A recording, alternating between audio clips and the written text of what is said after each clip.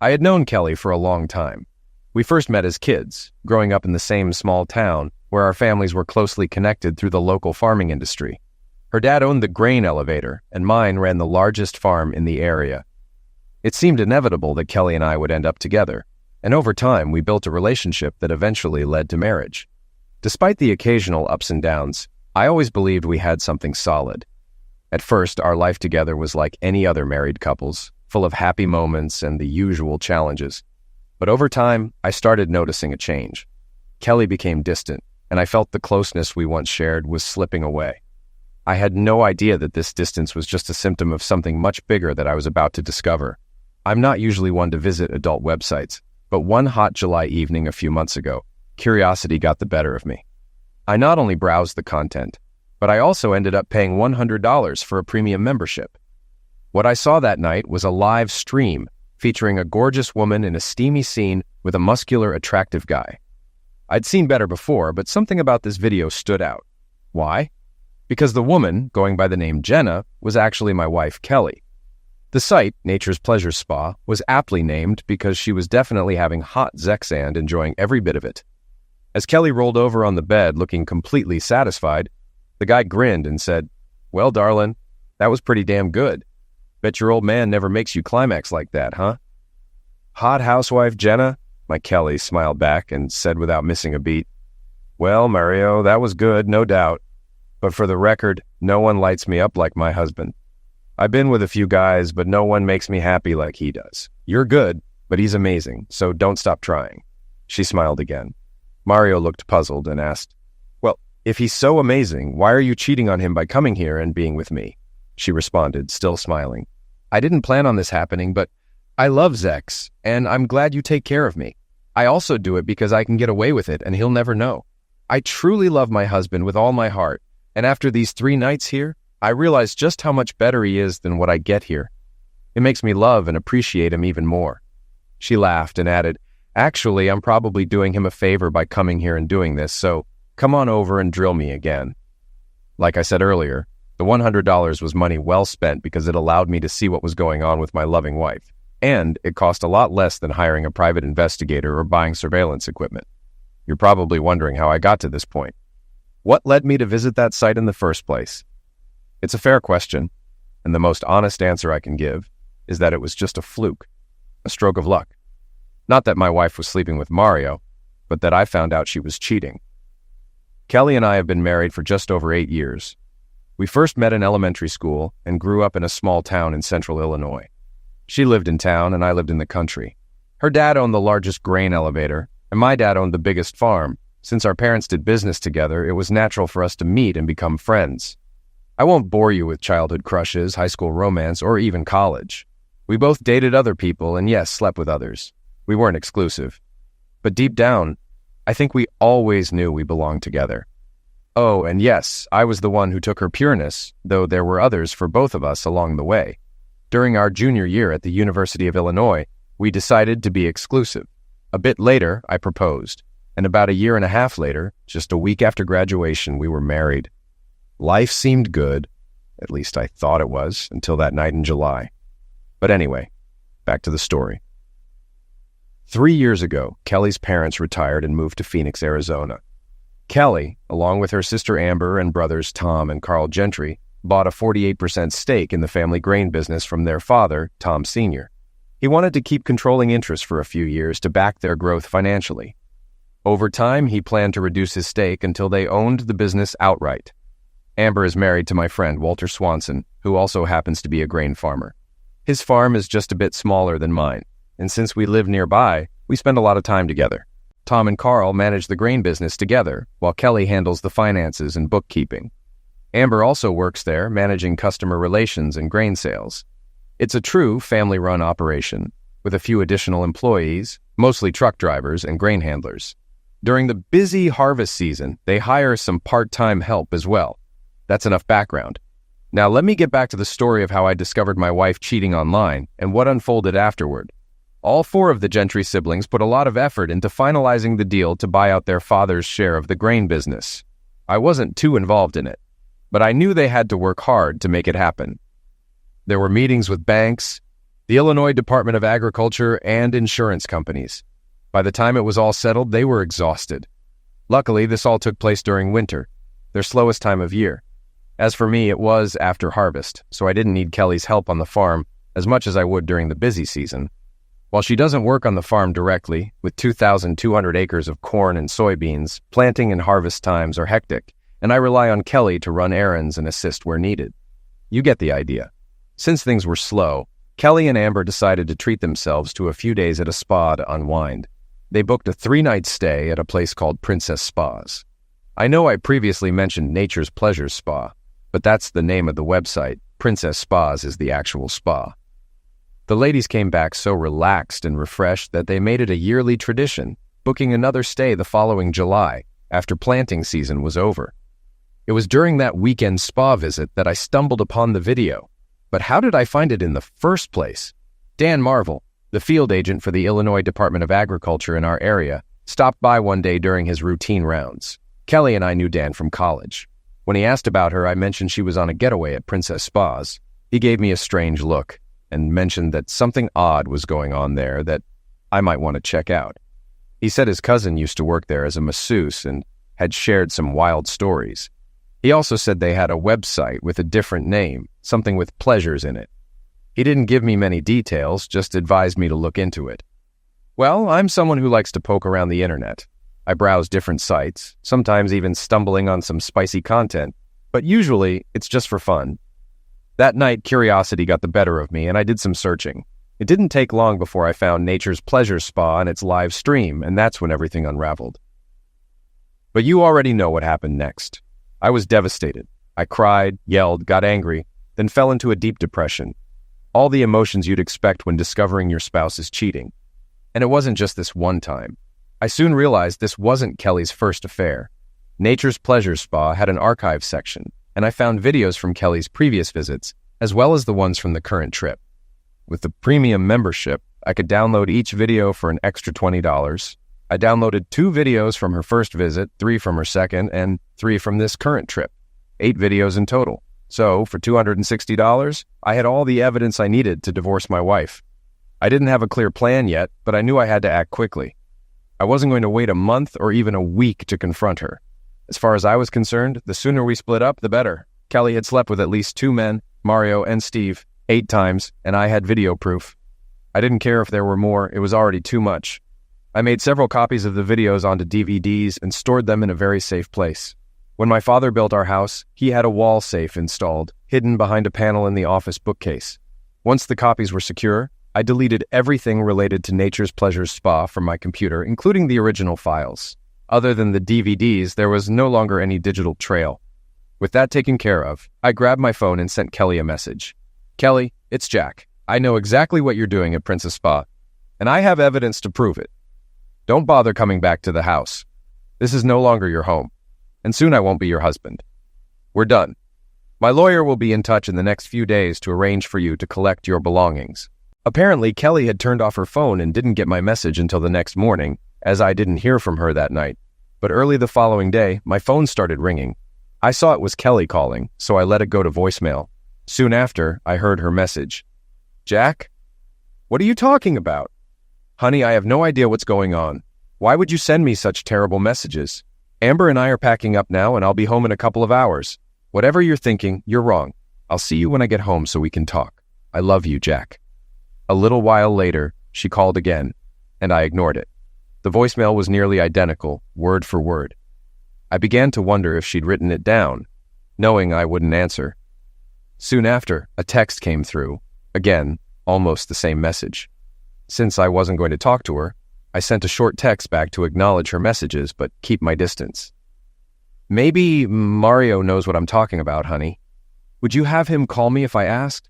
And as I said before, don't come back to the house. You're not welcome here. We're done, Kelly. I didn't get any more texts, but later that afternoon she called again and left another voicemail. Jack, we need to talk. I'm staying with Amber until we clear up this awful misunderstanding. Please call me so we can talk. That was Sunday afternoon, and I didn't return her call.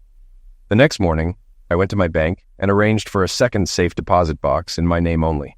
I placed one copy of the DVDs in the box, along with the original prenuptial agreement. I had a meeting scheduled with my lawyer at 11 a.m., so I made another copy of the prenup just in case there was any issue. When I arrived at my lawyer's office, I saw Kelly sitting there. She looked up at me, and I could see she was in rough shape. Her hair was a mess, and she had dark circles under her eyes like she hadn't slept. Kelly said, "Jack, we need to talk about this." I asked, "How did you know I'd be here?" She replied, "Richard called me when you made the appointment." At that moment, Richard Warner, my attorney, came out and asked us both to come into his office. My anger was boiling over, so I said, "No, Richard, we're not going in together. You've lost my trust by calling Kelly. I need to know right now. Are you representing me and only me?" Lawyers are supposed to be smart, but Richard missed the memo because he said, "No, Jack, if this proceeds, I'll be representing Kelly." Turns out he thought the grain business was a better client than my farm. Maybe it was, since he had the Gentry family as clients too. I had my opinion about that, and I figured he'd realize his mistake eventually. Fine, Richard. I want all my original documents and copies of contracts ready by 4 p.m. today. I'll either pick them up or send a courier. I've appreciated your work in the past, but you're making a big mistake. My new attorney will contact you soon. Kelly stayed silent, but then pleaded, "Jack, why won't you talk to me and straighten this out? Because, Kelly, it's clear Richard values you more as a client, and I'm not having this conversation without legal representation." Richard chimed in, "Jack, you know I've always been fair with you. You have nothing to worry about." "Oh, Richard, I have plenty to worry about. You can't serve two masters, and it's clear where your loyalty lies, and you've already shown I can't trust you by calling Kelly." With that, I said goodbye and left. I could hear Kelly starting to cry as I walked out the door. Now I had to find a new attorney. I knew David Warner, Richard's brother, was a skilled attorney and competitive with Richard. He seemed like a good option, but I wanted to do some research first. Attorneys, accountants, bankers, and insurance agents are people you need to trust completely, and I wanted to be sure.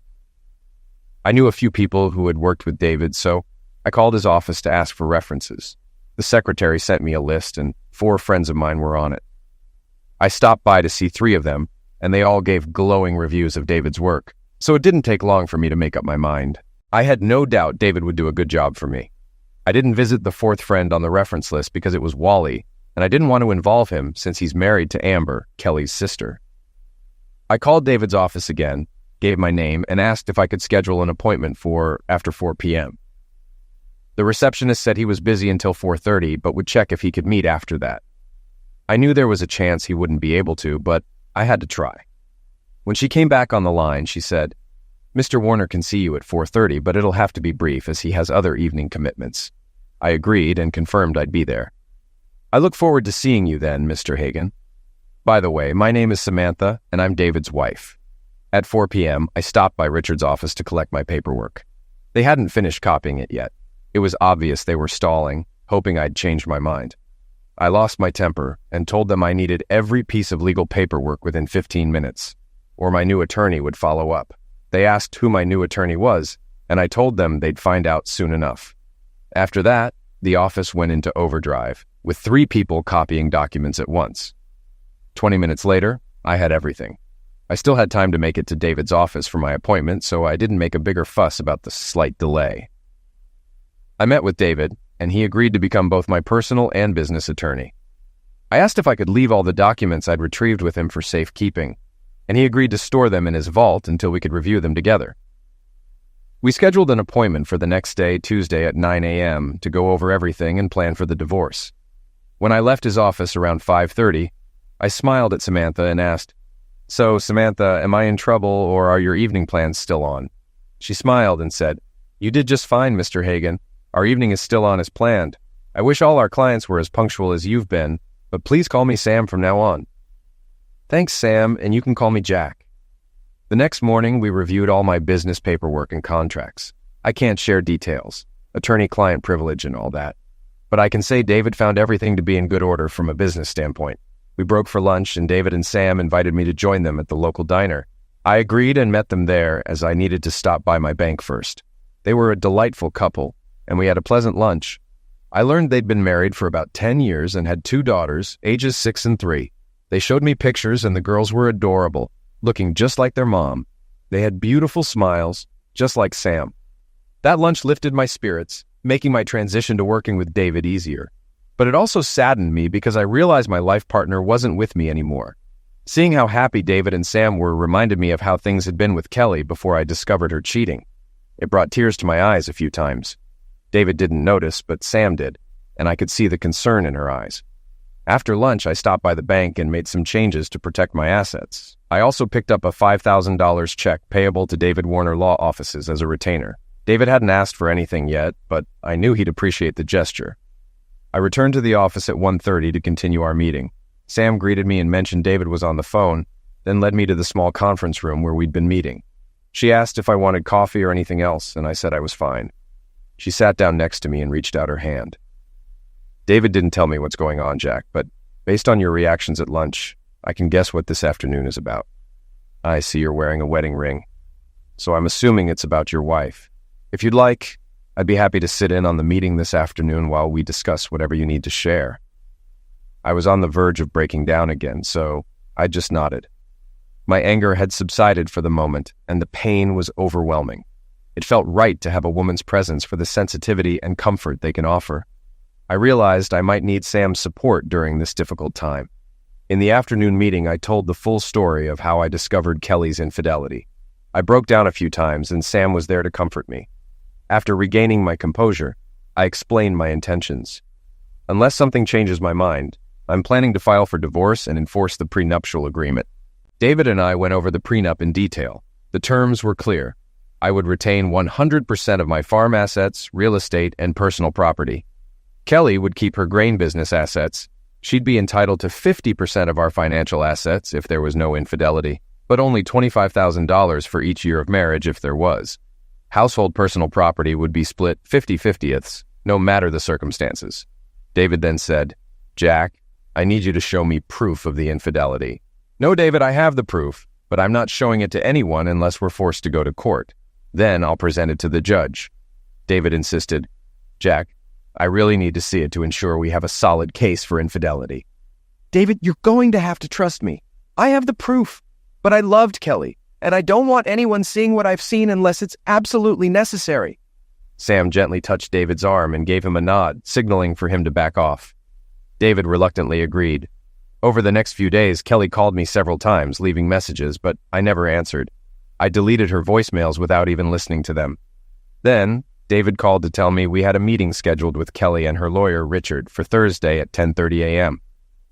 When Thursday came, David and I drove to Richard's office. As we arrived, I noticed Kelly's car in the parking lot, so we headed straight inside. Richard's receptionist showed us to a small conference room, and after just a couple of minutes, Richard and Kelly walked in.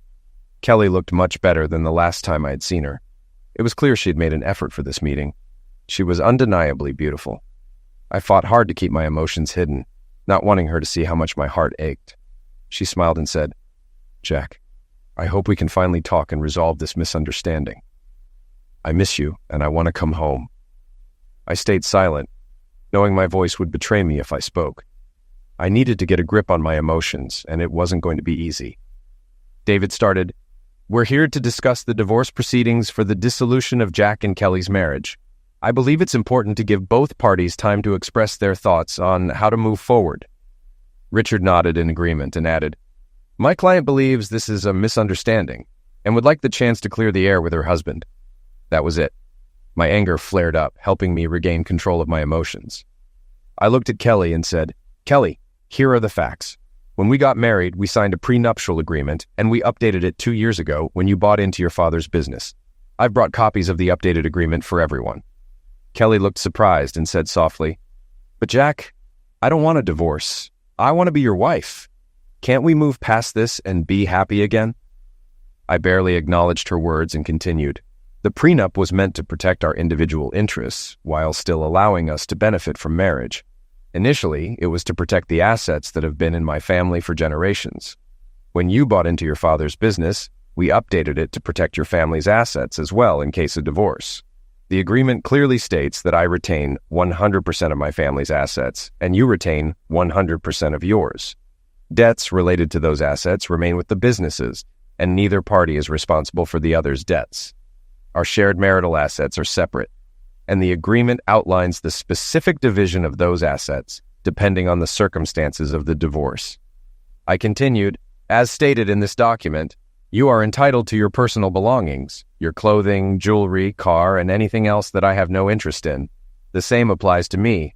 All non-farm personal property, furniture, electronics, and artwork will be split 50/50ths. Farm-related property, grain bins, machinery, equipment, stays 100% mine since it's part of the farm operation. Financially, in the event of divorce, you are entitled to 50% of our financial assets if there has been no infidelity. There are 2 exceptions to this. If you divorce me for infidelity, I receive only $25,000 per year, or $200,000 total, not 50%. If I divorce you for infidelity, you receive $25,000 per year, or $200,000 total, not 50%. I paused before saying, Kelly, I'm going to ask you some questions. How you answer will determine whether I move forward with the divorce and on what grounds. That will also determine any financial distribution.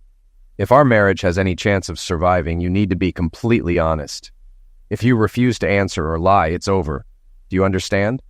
Are you willing to do this to try and save our marriage? Kelly, looking stunned by the details of the prenup, snapped out of it and said, Yes, Jack.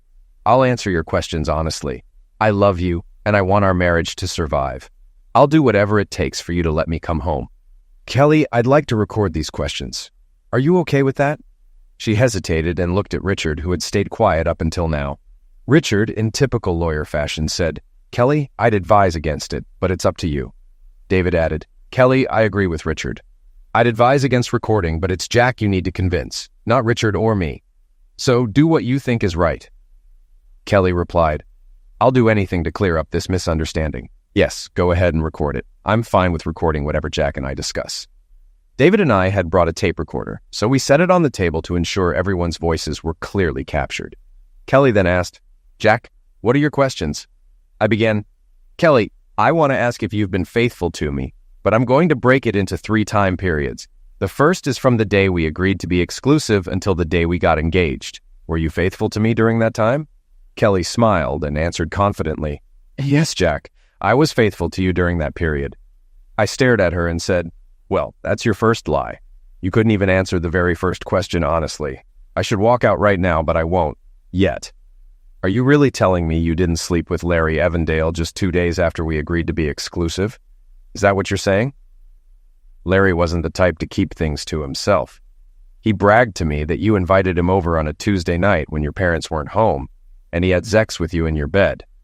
Oh, and Kelly, he also told me you didn't use a rubber. He even smirked and said, Bareback's way more fun when you're with a promiscuous. His parting shot as he walked away was, Jack, she loved it. And I'm sure I'll get a repeat performance, probably even after you marry the promiscuous. You might say he made it all up, but Amber overheard him. She came over to me and said, Jack, Kelly loves you. She won't cheat on you again. That was just a one-time thing, a goodbye to him. Don't do anything rash. Oh, and by the way, he lied. He used rubbers. I saw the wrappers in the trash the next morning. So, Kelly, you've already lied to me. I'll let this one slide, but there won't be any more passes. Tell the truth, or face the consequences. Kelly looked devastated. I'm sorry, Jack. I was wrong. I continued. After that, I didn't trust you. I watched you closely for 6 months. In that time, you didn't do anything suspicious, so I asked you to marry me and gave you the ring. I know you were probably hoping I'd ask sooner, but I wasn't ready to trust you, so you had to wait. Now here's question 2. During our engagement, from the time you got the ring until the day we got married, did you cheat on me? She didn't hesitate. No, absolutely not.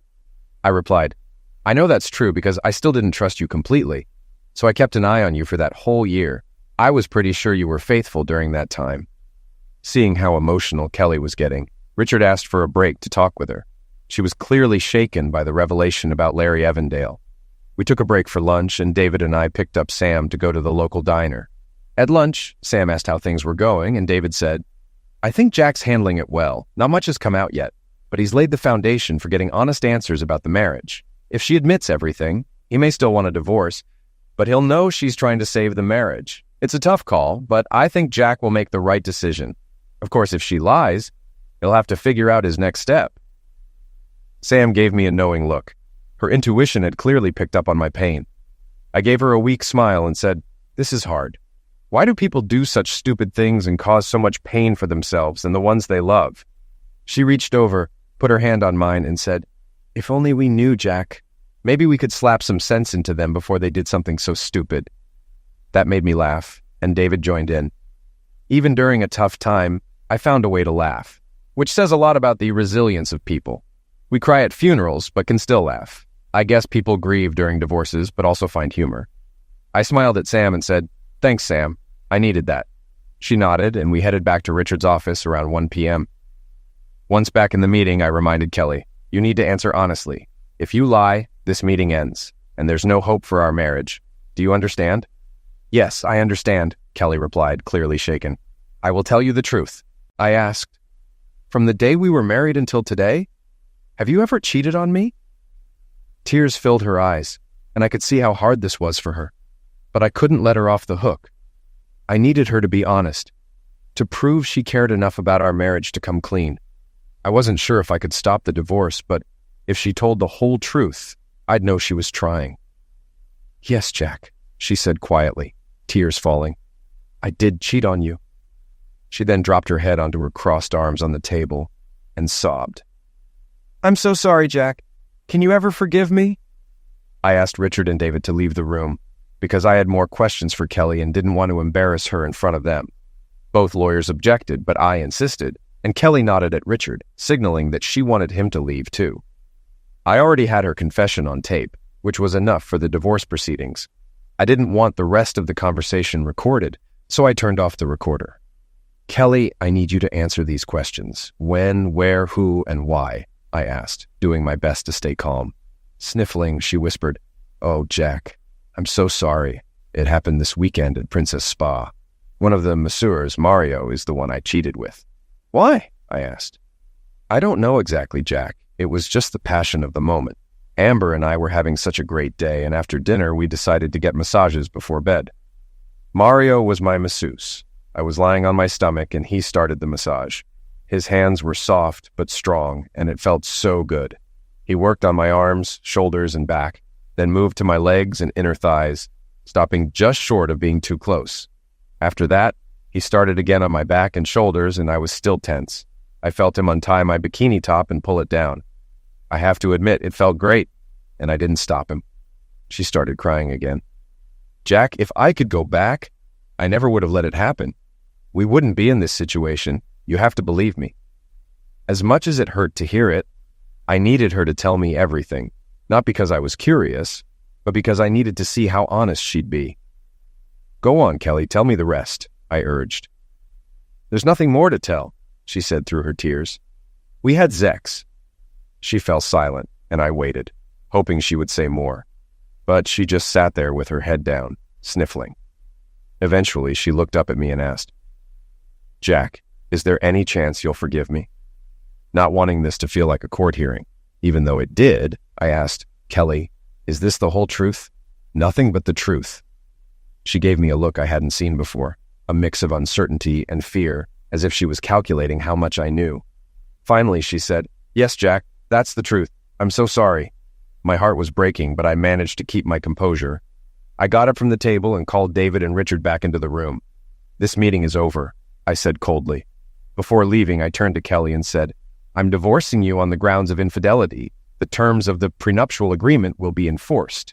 She was shocked and cried out, "But why? Jack, I confessed. I'm begging you to forgive me. Please, Jack, I love you. Please forgive me." "You lied to me, Kelly. You didn't care enough about our marriage to tell me everything. If you had been completely honest, maybe I could have considered staying. But you didn't even give us a chance. You thought you could get away with just one confession, but you lied. It's over." I turned to leave, but she screamed, "Wait, Jack! I'll tell you everything. Please don't leave me." I spun around and glared at her, my anger and hurt clear. "You were warned. You had your chance, but you tried to get away with one confession. You lied. It's over." David caught up with me as I was getting into my car. "Jack, are you sure you want to file for divorce on the grounds of infidelity?" he asked. "Yes, I do. She had her chance, and I misjudged her all these years. I wanted her to care enough to tell me everything, but she couldn't even be honest. Go ahead and file." I drove home feeling numb, grabbed a beer from the fridge, and sat at my desk. I drank the first one quickly, then sipped the second, reflecting on everything that had just happened. I had multiple copies of the videos safely stored. But now, I didn't think I'd need them since I had her confession. Suddenly, it hit me. I'd walked out of the office without the tape of Kelly's confession. I immediately called David. "David, did you grab the tape recording of Kelly's confession before you came after me?" "Oh, damn," I heard him say. "No, Jack, I didn't. I was so focused on catching up with you that I forgot the tape." I cursed under my breath. I had been so careful in planning everything, but in my anger and pain, I had made a huge mistake by leaving the tape behind. "David, why don't you call Richard and see if you can pick it up?"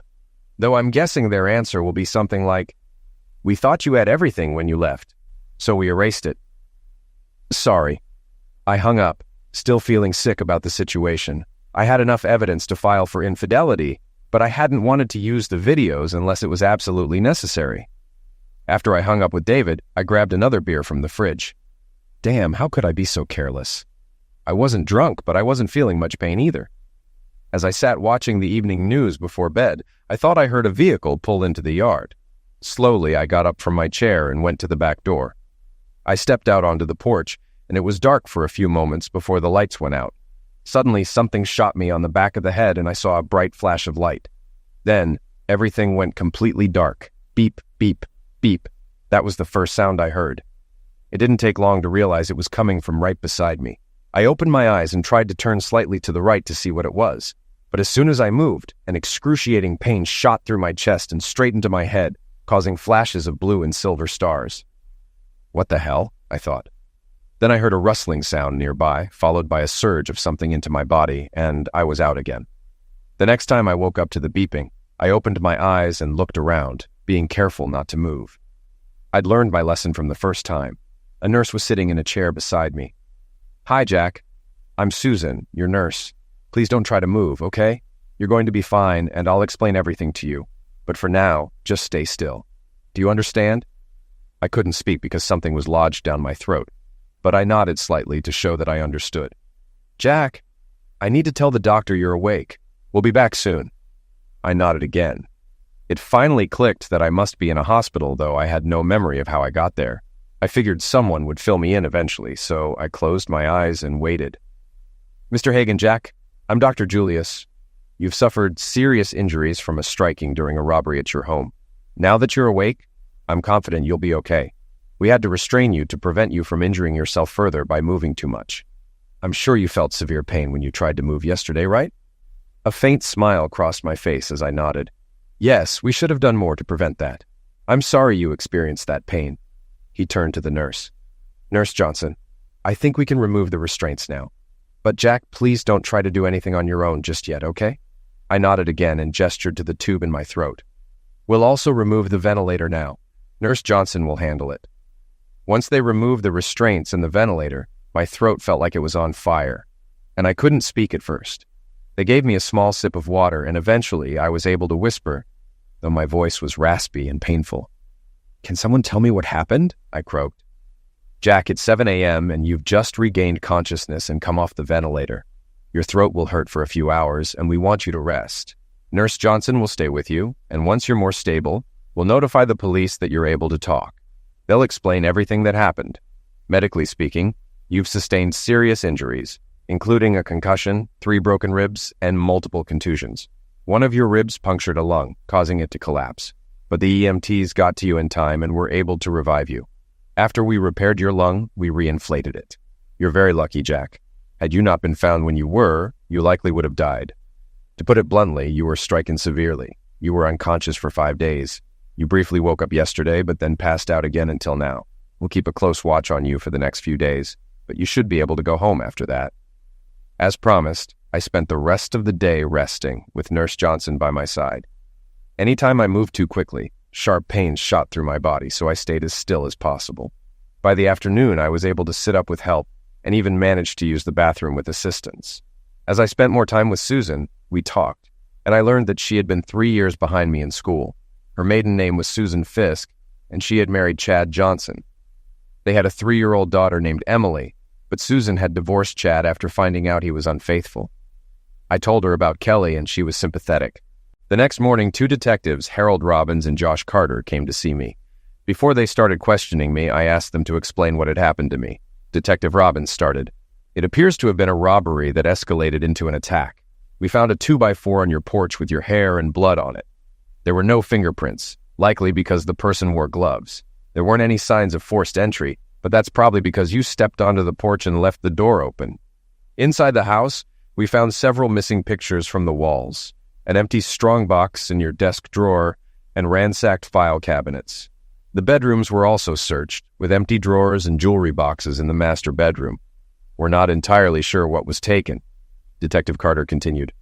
When you're able to return home, we'll need you to go through everything to see what's missing. The doctor said it could be 3 or 4 days before you're discharged. After that, we'll work with you to update our reports. Robbins took over again. We need to ask you a few questions, Jack. What do you remember about the attack? I sighed. Not much, honestly.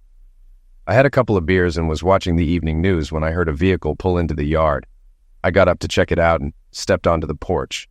I saw a shadowy figure and then everything went black. I don't remember anything after that until I woke up here yesterday. I wish I could be more helpful. Robbins nodded. That's okay, Jack. We still need to ask a few more questions to help piece this together. Where was your wife during the incident? My wife and I are separated. We're in the process of divorcing, so I have no idea where she was. Mind if I call you Jack? Robbins asked. Of course, that's fine, I replied. Is the divorce amicable, or is there tension between you two? I thought for a moment. You could say it's not going smoothly. She's contesting the grounds I'm filing under. And what grounds are those? Robbins asked. Infidelity. We have a prenuptial agreement, and if the divorce is filed under those terms, her settlement will be much smaller. That's what she's fighting. Robbins exchanged a glance with Carter before asking, Do you think that could give her a motive to hurt you? I don't believe she would do something like that, I answered firmly. I just don't. Robbins didn't argue, but made a note. We'll check into it just to cover all bases. Is there anyone else who might want to damage you? Any business conflicts, disputes with neighbors, or issues with family? I shook my head. No, nothing that comes to mind. Okay, Jack. When you're feeling up to it, we'll need to do a full inventory of what's missing. I do have a couple of specific questions. Did you keep any cash in the house, especially in that strongbox? And if so, how much? Also, was there anything else of significant value, like jewelry or artwork?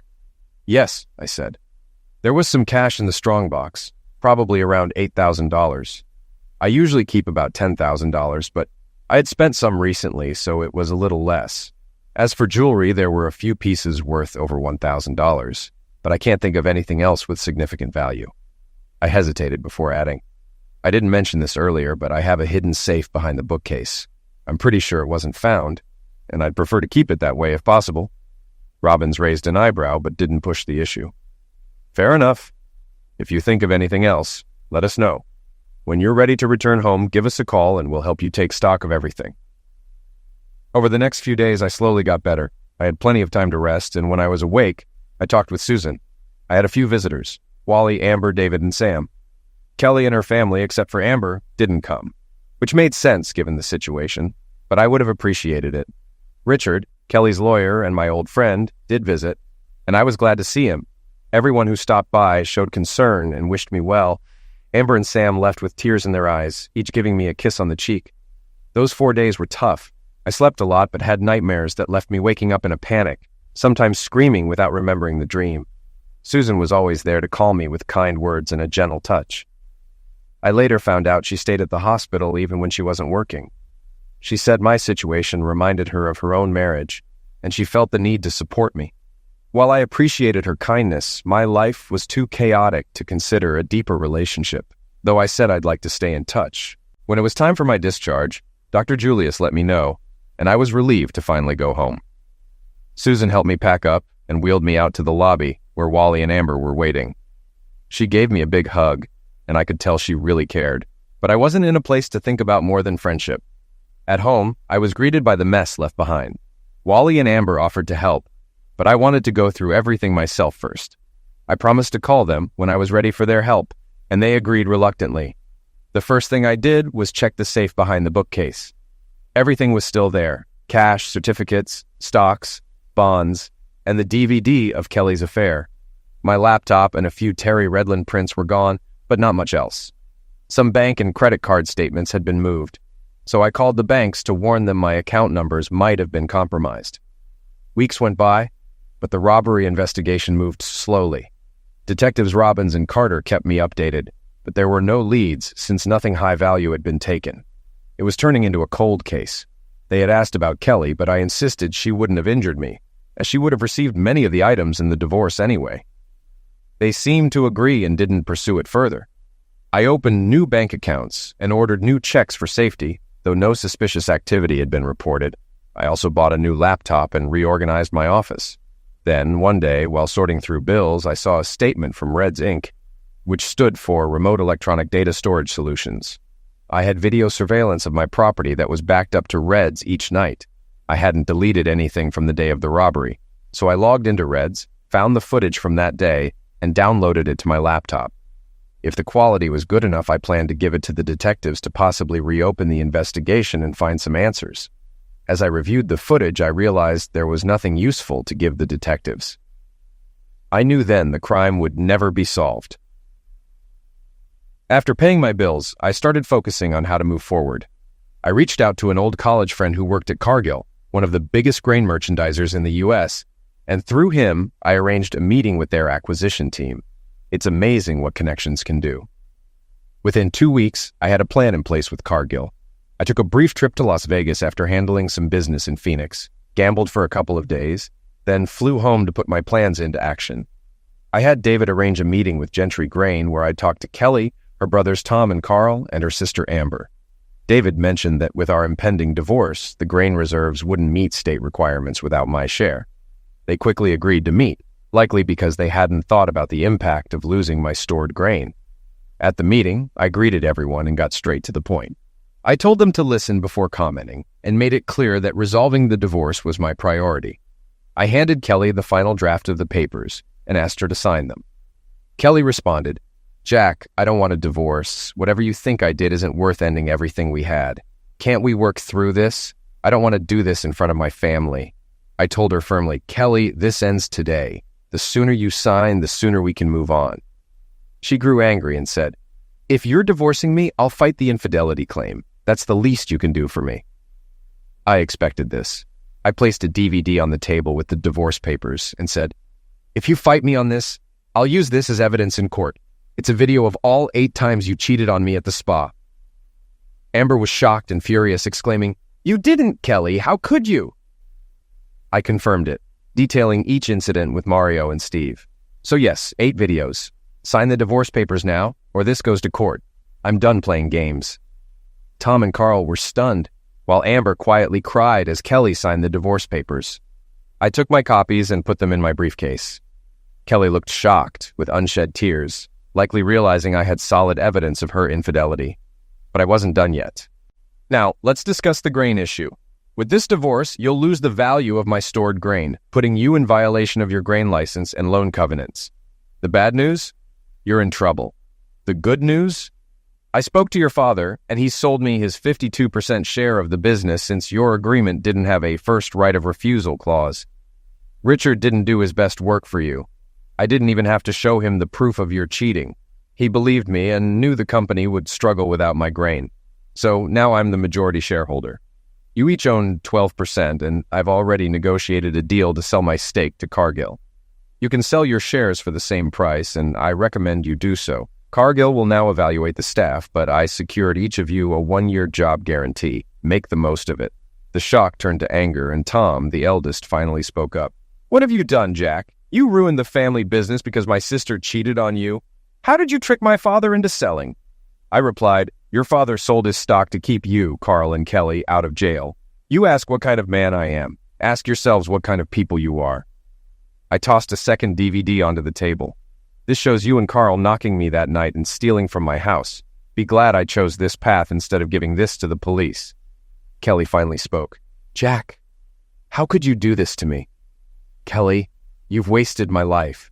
Your father and brothers always treated me like I wasn't good enough. And you've always been deceitful. You cheated on me with Larry Evandale, disrespected our marriage, and worst of all, you almost eliminated me in the attack. Tom and Carl broke my ribs, but it was your kicks that drove a broken rib into my lung. If the paramedics hadn't arrived in time, I would have died. Some best friend, huh?" Kelly fainted, and Amber and Carl rushed to catch her. Once she regained consciousness, I delivered my final words. Your father sold me his stock to keep you out of jail.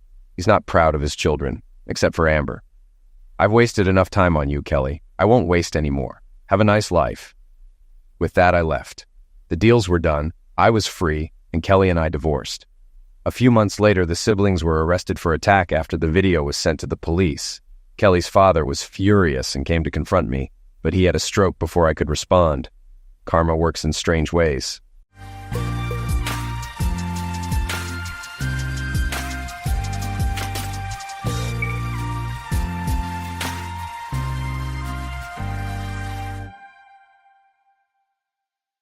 My husband used videos of me cheating to expose my affair to my dad and exact his ultimate revenge.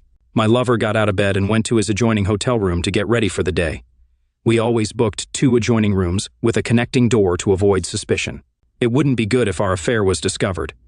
I was Dan's executive assistant, and we had worked together for over 2 years, being lovers for most of that time.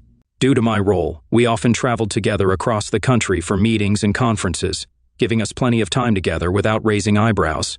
I was married, and my husband stayed at home. My marriage was a fast wedding at 18 after I got pregnant by my high school boyfriend, Alan. When our parents found out, mine wanted me to adopt the baby, but his parents insisted we keep her and offered their help. Alan supported me through the pregnancy despite the judgment from others. After a difficult labor, we welcomed our daughter, Lauren, 2 days after my 19th birthday and decided to keep her. My parents nearly disowned me, so we moved in with Alan's parents, who helped raise Lauren. After graduating, we both got jobs, married in a simple ceremony, and moved into a small house. Our plans for university were postponed when we had another daughter, Emma. Over the next decade, with hard work and support, we both earned university degrees while working part-time and raising our daughters. Alan was very close to the girls, but my relationship with them was strained. We often fought, and I sometimes resented them, blaming them for the life I had to give up. After graduation, I became the executive assistant to Dan Johnson, the business development manager for a medical device company. I was 32 and he was 41. We quickly became a strong professional team and I loved my job. Sales were increasing, management was happy, and I got a raise. My job involved a lot of travel, often with Dan, which was exciting. We visited new places, met clients, negotiated deals, and interacted with executives. Though I was away from home 3 weeks out of 4, the experience was fantastic. Dan and I spent a lot of time together and became close. Despite our age difference, he was married with 3 young children. To prevent Alan from worrying about my travels, I lied that I mostly traveled alone or with another woman and downplayed my relationship with Dan. In truth, I was fascinated and attracted to Dan. We often found cozy restaurants for dinner, wine, and long conversations. About months in, after landing a big sales order, we celebrated with a special dinner and champagne. That night, Dan confessed his love for me. My heart raced, and after a moment of hesitation, I followed him to his room. We spent the night together. The next morning, I felt guilty but justified it as an experience I deserved, since I hadn't had the chance to explore relationships when I was younger. I also realized I had forgotten Emma's 11th birthday the night before. Despite the guilt, I acknowledged my involvement as Dan smiled and squeezed my hand on the plane home. When I got home, the guilt hit me again. Alan was happy to see me after a week away, but I avoided his hugs and kisses. That night, I declined his advances, claiming I was tired, though I was also sore from being with Dan. It was the first time I had ever turned Alan down. Our affair, which began 18 months ago, continued non-stop. Over time, I got over the guilt and hid my secret from Alan, emotionally disconnecting from him and our girls. My thoughts were always about Dan. Lying became second nature, and I didn't feel guilty anymore. I had fallen deeply in love with Dan and occasionally thought about leaving Alan for him. As our company expanded, Dan and I traveled more often for work. When there were no scheduled trips, we created fake business trips and spent the night in a nearby hotel. We also took short vacations together, using conferences as an alibi. We were careful at work, always behaving professionally and never meeting alone. We communicated through secret email accounts and never met in our town at home. I argued with Alan about my demanding boss and frequent travel. He often suggested finding a job with less travel, but I told him I was learning too much and earning well. During rare work events with partners, we were very cautious, briefly introducing our spouses before mingling with others. No one suspected anything. Alan was happy with my career success, but annoyed by my frequent absences, which left him to handle most of the child rearing on top of his IT job. Although I still loved Alan, We were drifting apart, and our affection had dwindled. I felt guilty and made a mental note to try to make it up to him. We had a rough start in life early on, having our first child at, getting married at, and having another shortly thereafter. Through hard work and teamwork, we managed to graduate from university, me with a degree in information technology, and Amy with a degree in commerce, all while raising 2 girls. We overlooked the difficulties because we loved each other deeply. When Amy got her first professional job after graduation about 2 years ago, she was overjoyed, and I was very proud of her. Finally, we were both working professionally, earning a good salary, and could begin enjoying a normal life together. At first, I supported her career in every way I could, but I grew increasingly resentful of the long hours she worked and the amount of traveling she did. She left home around in the morning and usually didn't get home until, or in the evening. Most weeks she would be gone for at least 1 or 2 nights, sometimes more, and occasionally she wouldn't get home until Saturday afternoon. When she was home during the week, she either worked after dinner or just sat in front of the TV. On Saturdays, she would sleep late and then go shopping. On Sundays, she would go to the gym in the morning and then have lunch with her girlfriends. She was usually too tired to go out with me in the evening. We didn't spend much family time together. She was always too busy at work to take vacations, so the girls and I often vacationed without her. I noticed that her character was changing. The loving wife and mother was gone, replaced by a selfish, often irritated, and aloof person, and sharing my bed. Whenever I tried to bring it up, I was immediately rebuffed. She would say it was just my imagination, or that she was tired from work, or she was working hard for us, or that everything was fine. I worried about how it might end. At the end of her first year, I was required to accompany her to a Christmas party at the CEO's mansion. It was there that I first met her boss, Dan, and his wife. We chatted politely but briefly about nothing, then he bowed out and they went off to socialize. My wife led me to others and started a conversation with the other employees. Later, I thought it was a bit odd. Her boss seemed quite friendly, though a bit reserved, not the ogre Amy had described. Dan's wife was also very pleasant. Since Amy was his executive assistant, I thought we would have more than just polite, cursory conversation. I also sensed that Amy was a little tense. She had a habit of talking really fast when she was nervous, and it gave her away. I thought it was odd that she was nervous around her boss when they worked so closely together. It was perplexing to me. Although I trusted her completely, I still put the thought aside for later. Over the next year, I was very busy as I decided to start my own IT consulting company. Additionally, I was practically single-handedly raising our girls, so I pushed all concerns about Amy to the back burner. Life with Amy was a repeat of the previous year.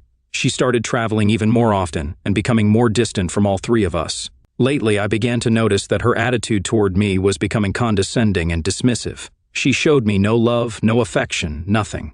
Only occasionally did I receive something without any love or closeness. It was obvious that our relationship was crumbling. At the end of the year, I again attended her staff Christmas party. Our interaction with her boss was a repeat of the previous meeting. Afterward, a fleeting thought crossed my mind that she was hiding something. For the first time since we met I began to doubt her. Was there another man in her life? The thought was almost overwhelming. We had fought together as a team, overcoming many challenges to get where we were now. She wouldn't do that, would she? What was I supposed to do? I didn't go to the extreme of hiring a private investigator or hacking into her computer, but I began to observe her more closely. I couldn't see anything out of the ordinary. Either it was my imagination or she was very clever at covering her tracks. Either way, all was not well between us. I guess I was just too busy to bother. Meanwhile, my girls were growing up rapidly. We spent a lot of time together and were very close, although, unfortunately, their mother had little time for them. Both girls were avid soccer players, so every Saturday morning during the season, I went to watch them play. It was the highlight of my week. After the game, we would go out for lunch somewhere, usually to their favorite Japanese restaurant, and chat about what they were doing. I noticed that they almost never mentioned their mother. Afterward, depending on the weather, we would walk on the beach, go to the movies, or go out with friends. After the first game of the season was over, Emma came up to me, accompanied by a new member of the soccer team. She was a charming girl, tall, absolutely beautiful with a wide smile, long dark hair, and deep dark brown eyes. She was also very athletic and had distinguished herself in her first game with Emma's team, scoring 2 goals. "Hi, Daddy, this is C.E. Can I come over and hang out with her this afternoon?" "Hi, C.E. Nice to meet you." "Sure, Emma, as long as Sai's parents don't mind." C turned and called out, "Mom, can Emma come over this afternoon?" The woman, obviously Callie's mom, turned and started walking toward us. Holy crap, she was the adult version of her daughter, and absolutely stunningly beautiful. She introduced herself as Sophie and readily agreed to have Emma come to her house in the afternoon. We chatted for a while, but I'm still not sure exactly what I said. I know I babbled incoherently. After they left, both my girls burst into laughter at my embarrassment and then smirked at each other. In the evening, Emma mentioned that Sophie was very nice. Sophie had been a single mom since Carl's father died in a car accident about 3 years ago. Sophie single-handedly raised CI and her younger brother Tom for 11 years. The fact that she was a single mom definitely caught my attention. The following Saturday, as Lauren and I were watching Emma play soccer, Sophie and her son joined us and asked if they could watch with us. I mentally prepared myself to meet her again and was determined not to look foolish. We chatted during the game. She had recently moved to town for a new job and didn't know many people yet. She was very happy that Sai had made a new friend in Emma and complimented me on my good manners. After the match, Emma asked if Sai could come to our house. "Sure, Emma, that would be great if that's okay with you, Sophie." "Sure, why don't Sai come over now and have lunch with us? Do you like sushi?" "Yes, I love it." "Great, it's a deal. In fact, why don't all 3 of you have lunch with us?" I uttered. "Thank you so much for the invitation, Alan, but I'll be in the way of your family, so I won't be coming." I was feeling a little overwhelmed when Lauren spoke up. "No, please come, Sophie. It would be really nice to have you with us, and I'd get a woman to talk to for a change. You would be absolutely out of the way, please." She looked at me. "If you're sure I won't get in the way, Alan, that would be wonderful." I shook my head and mumbled something incoherent again. As we turned to walk to our cars, Lauren turned to me with a smirk and winked. Lunch was a great success. We, meaning mostly the 4 girls, chatted for almost 2 hours. I think Tom was glad of the other man's company, and we talked a bit amongst ourselves about computers and soccer. At one point, I heard Sophie very casually ask my girls if their mom ever came to watch their soccer games. Lauren's answer surprised me. "No, never. She's not really interested in us. She's only interested in her work and herself. Daddy is our mom too. He's the only one who cares about us." Sophie cast an inquisitive glance at me. During the rest of the soccer season, we got into the habit of having lunch together after every game. Emma and Sai became close friends and alternated between our houses after the game and sometimes after school. Sometimes Tom would come over with his sister too, but more often than not, he wanted to spend time with me. We often fiddled with computers, kicked a ball around, or rode bikes. I also noticed that Lauren often stopped by Sophie's house, and the 2 of them would sometimes go shopping and then stop for coffee and a chat. I noticed that my girls never mentioned Sophie to their mother, and neither did I. Sophie and I were becoming firm friends too. Since I was pretty much a single parent like her, it was much easier for us to help each other with parenting. After soccer season ended, we were increasingly alone with the kids on Saturdays when they went on their own field trips or to visit friends. When my wife wasn't usually around, I was pretty much free, so increasingly Sophie and I spent that time in each other's company, walking, eating lunch, or watching movies. I looked forward to our meetings more and more, and realized that I had fallen in love with her. Despite this, we never crossed the line of friendship. One day, over a cup of coffee with Sophie, I told her that I appreciated her spending time with Lauren. "You know, she's never quiet about you when she gets home, Sophie this, Sophie that." I laughed. "Well, and Tom is never quiet about you when he comes to see you. Alan this, Alan that." She laughed back. "Seriously, he needs a male figure in his life, so I appreciate you spending time with him." Then she suddenly said, "Forgive me for being blunt, Alan, but it seems pretty obvious that all is not well between you and your wife." We never discussed Amy, carefully avoiding the subject. I sat in silence for about seconds. It was a question I had long pushed to the back of my mind and avoided discussing. "The truth is, Sophie, if it weren't for the girls, I'd probably be long gone. Things have been really bad for a few years now. I've tried to talk to her many times, but I've hit a brick wall. Our marriage was hard from the beginning. I think Lauren told you about how Amy and I got married." "Yes, and she blames herself a bit for putting you in that situation. I know, it's crazy, and I tell her it's not her fault in the slightest." That opened the floodgates for me. I spent the next hour pouring out all my sorrows on Sophie. At the end, she came over and gave me a big hug. It was my first real female hug in forever. "I'm here for you whenever you need me, Alex, you know that." I only hugged her tighter and didn't let her go. Soon another year was over, and the annual Christmas party for Amy's co-workers came around again. My reacquaintance with her boss was very similar to the previous 2 years. This time, I was on high alert. Although Amy and her boss seemed much more at ease than before, something was not right. I had a definite suspicion about these two. Toward the end of the evening, Amy excused herself to go to the bathroom. After a minute, I looked over and realized that her boss was also nonchalantly heading upstairs. I decided to follow her and went upstairs looking for her. She wasn't in the bathroom, so I looked all around the huge house and was about to pass the ajar bedroom door when I heard my wife's voice inside. "Merry Christmas, dear," a male voice replied. "Merry Christmas, my love." I peeked through the crack of the door and saw Amy and her boss kissing passionately with their arms wrapped around each other. I quickly backed away in shock. I went downstairs pondering what to do.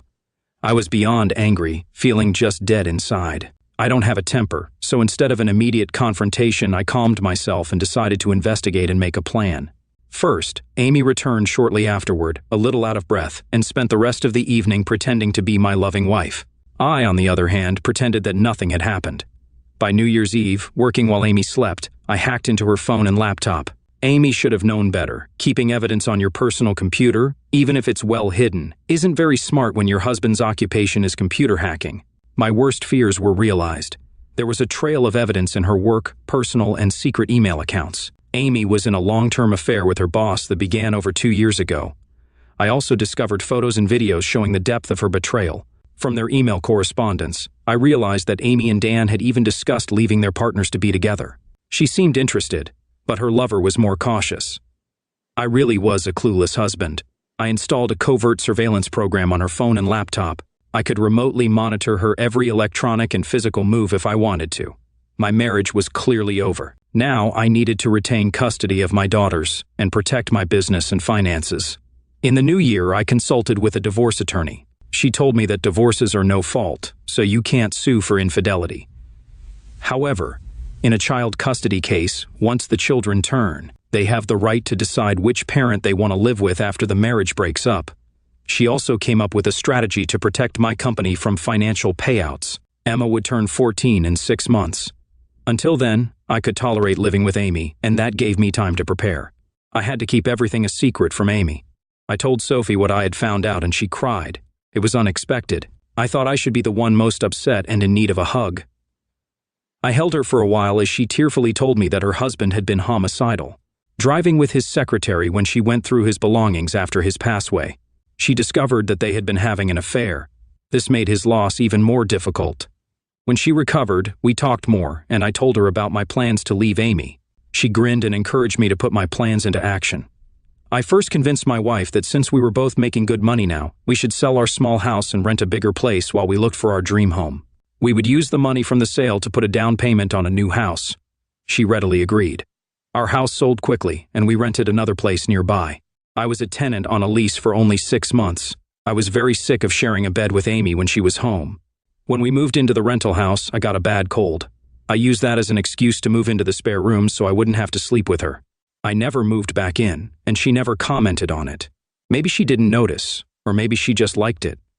Then I talked my father, whom I also confided in, into starting a new IT company that he himself owned. I was his only employee. I then closed my own company and started running my business through his company. Everything was going according to plan until I ran into a very nervous and scared Lauren.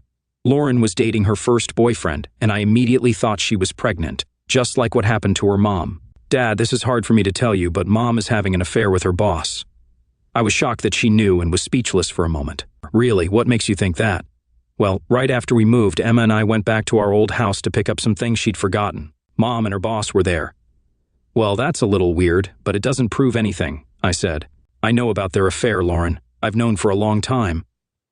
Then why don't you do something about this cheating woman? Emma saw her too. Yes, I called out to Emma, who was hiding within earshot around the corner, and she bashfully entered the room. I hugged them both tightly. I knew how awful it was for them to see this, especially young Emma. Can you both keep a very big secret? They nodded. I plan on leaving your mom soon. I'm just waiting until Emma turns so you both can legally choose who to live with. They both shouted in unison. It won't be easy to keep this secret, but until then, we mustn't do anything to alert your mother. They smiled conspiratorially. Afterward, I asked Sophie to have a chat with Lauren. She had her first boyfriend now, and I didn't want her to follow in her mother's footsteps. Fortunately, Amy didn't show up often, so we could tolerate her occasional presence and keep our secret. We enjoyed it even more when she wasn't home, knowing that the end was near. We spent more and more time with Sophie and her 2 children, often having lunch at each other's houses or going out together. One Friday afternoon, when my wife was supposedly at a conference all weekend but was actually with her boss at the hotel, Lauren said, "Daddy, I'm going to babysit for Sophie today." "Oh, really? What's she doing?" Going to dinner with a guy at Brazier Paris, that classy French restaurant in town? I immediately felt real jealousy and tried unsuccessfully not to show it. My daughter looked at me with a pitying expression on her face. She's going on a date with you, you idiot. It's about time you two went on a proper date. I've already made reservations, so call her now and ask her out properly, she said, holding out her phone to me. What if she doesn't want to go on a date with me? We're just friends after all. I don't want her to feel awkward. How you ever managed to be smart enough to graduate from university is beyond me. Call her now. I called, and Sophie, judging by the sound of my voice, was absolutely thrilled and immediately agreed. Somehow I got the feeling that it wasn't a surprise. It took me 3 tries that night before my girls were satisfied that I was appropriately dressed for dinner. Just as I was about to leave, C and Tom walked in. In response to my perplexed look, Lauren said, "Oh, I forgot to tell you that they'll be spending the night here tonight. So don't worry about coming home late or not at all if you want." She smiled and handed me an already packed overnight bag. All of our children were obviously involved in a determined plot. When I arrived, Sophie met me at the door. Oh my God, she looked absolutely amazing. "Well, say something, Alan." "I can't. I have no words." "Do you like it?" she asked, twirling around. "Oh, much more than like it, Sophie. I had the best dinner of my life, and we had a wonderful time in each other's company." At the end of the evening, as we walked up to her front door, I said, "I know our children have arranged for me to stay the night, but you don't have to." She said, "Shh, I'm counting on you to stay," and led me inside and into her bedroom. I wasn't going to argue with that. We were a little shy and hesitant at first. I let out all my mental frustrations and felt like I had died and gone to heaven. The next morning, we heard the sound of lots of feet on the stairs, voices outside, and a knock on the bedroom door, which then opened. Lauren poked her head inside. "Good morning, you two. It's almost, and we got tired of waiting, so we came in. Breakfast will be ready downstairs in 20 minutes. Oh, and I'd ask if you had a good evening, but judging by the look on your face, there's no need." She grinned. Laughter was heard outside the door, and they all departed.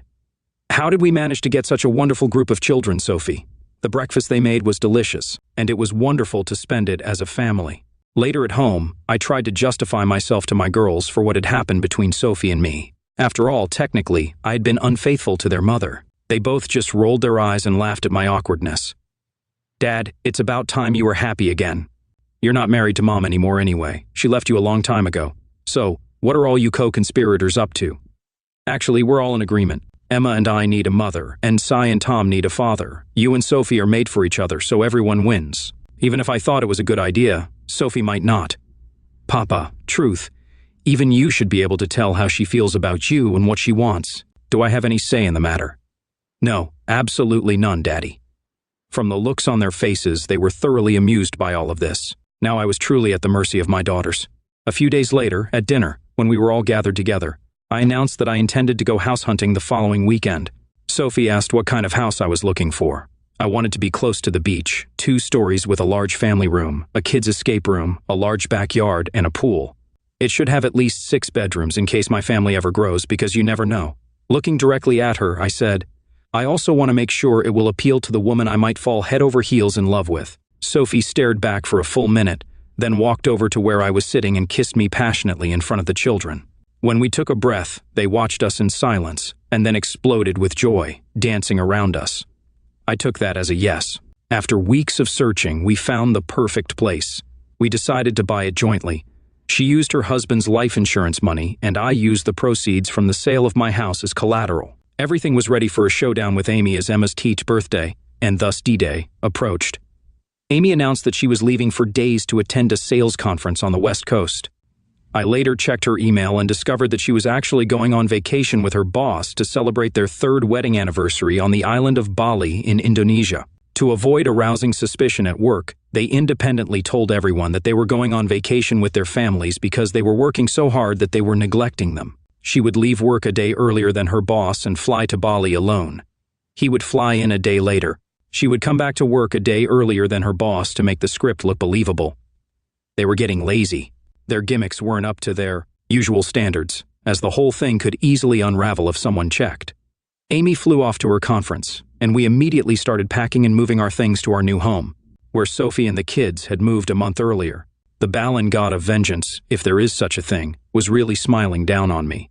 The same night Amy arrived, a Gung volcano, an active volcano in Bali, began erupting in full force. spewing clouds of volcanic dust into the air. All air travel in and out of Bali was immediately suspended. Her lover stayed home, and Amy was stuck in Bali alone to celebrate their wedding anniversary. This is impossible to make up. I laughed so hard I almost peed my pants. The volcano continued to erupt, and all flights were still canceled, separating the lovers. Behind the scenes, I checked her emails and messages every day. To myself, the lovers were not happy, and Amy was very resentful of Dan, as if it was his fault. Every once in a while, Amy would call home and tell me how busy she was at a conference and blah blah blah. Typically, I would ask her how things were going at the hotel and ask questions about the city she was supposedly in. When I later gained remote access to her laptop, it turned out that during the phone call, she had been frantically searching the internet for information to come up with plausible answers. Meanwhile, all 6 of us were settling into our new home. I had my attorney file a separation document with the family court. I also obtained temporary custody of my girls from the court after filing their signed statements that they wanted to live with me. As the day of Amy's return approached, all flights were canceled, and I wondered how Amy would handle the situation.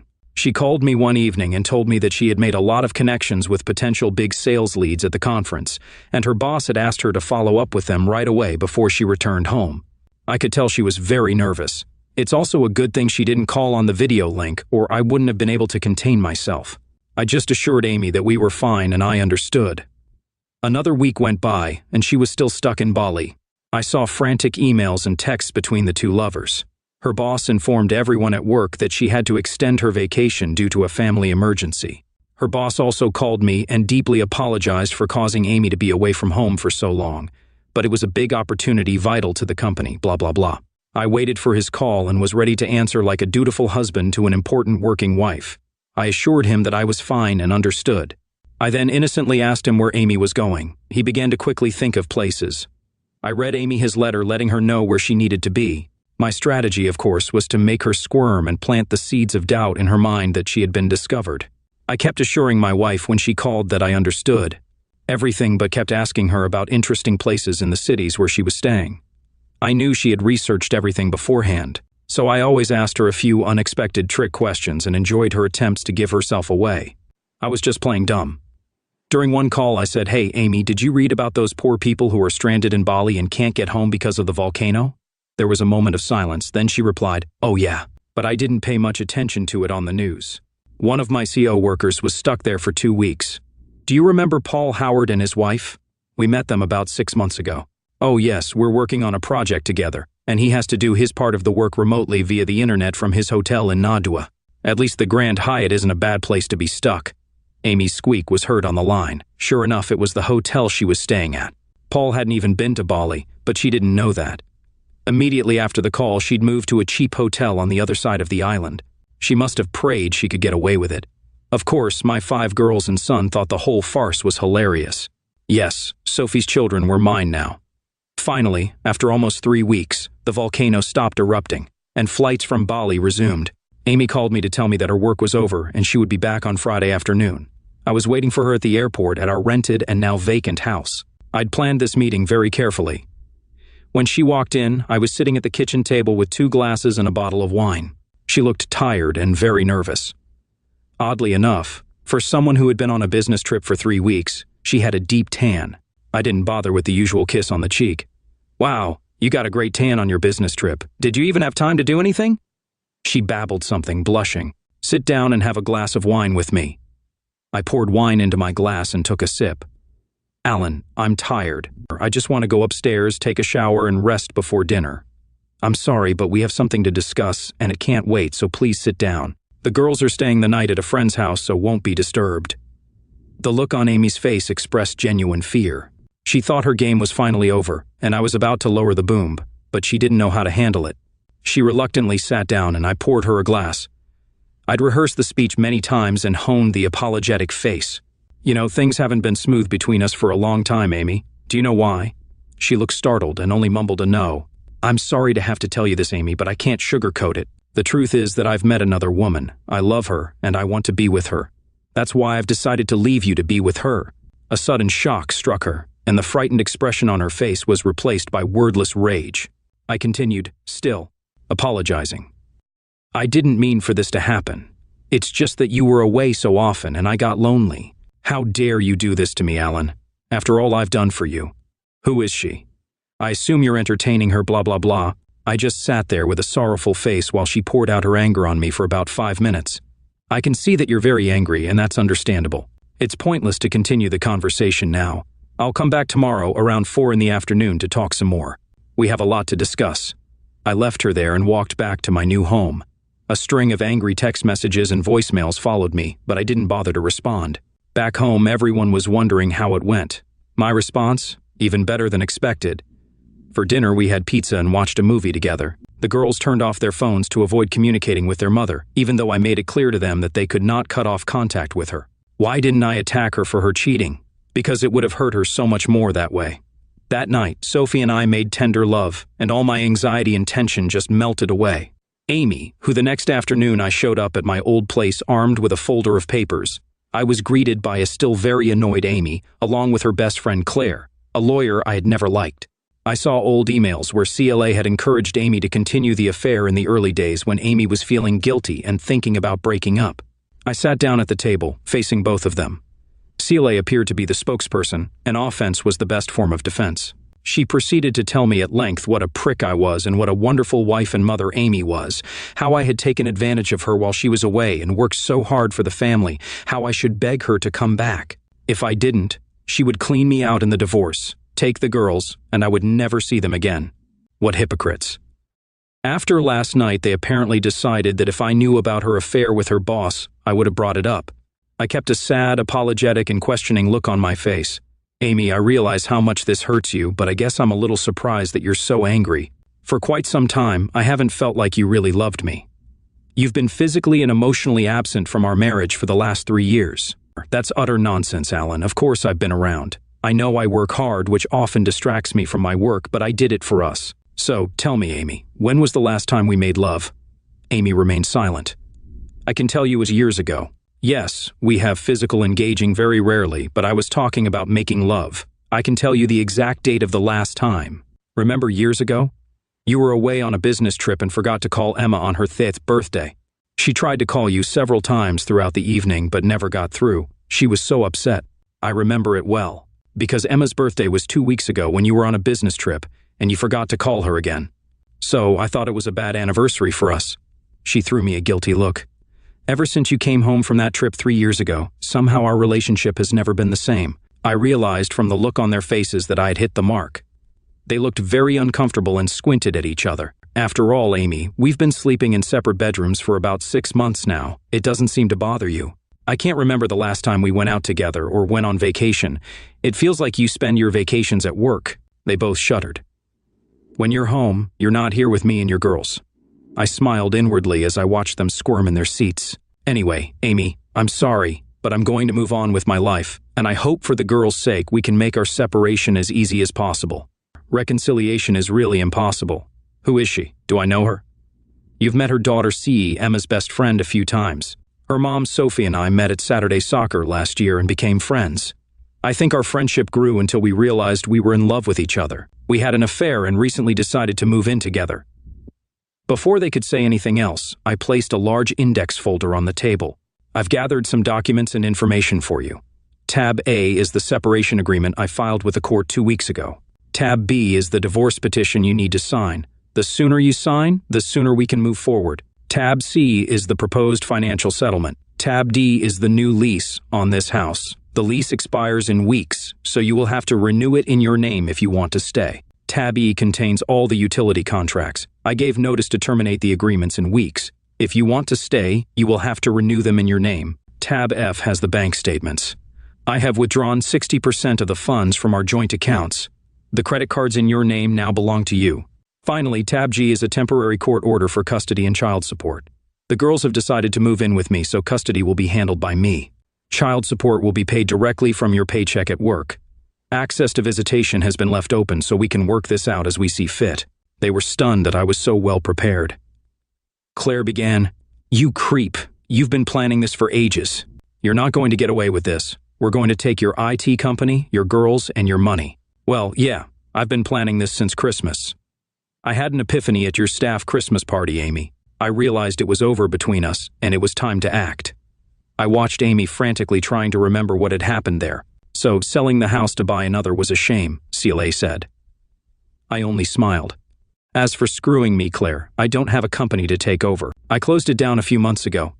I work for someone else now.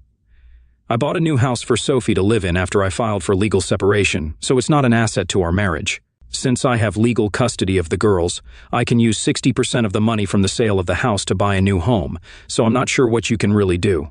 Claire, by the way, if you research state laws, you'll find that once the children turn 14, they can choose who they want to live with. They chose me. You really are nothing, Alan. I bet you poisoned the girls' minds against Amy.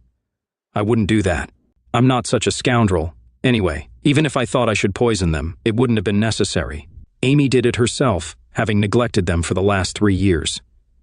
You have a lot of work to do with them, Amy, to get them back. It's important for their well-being that they have a good relationship with their mother.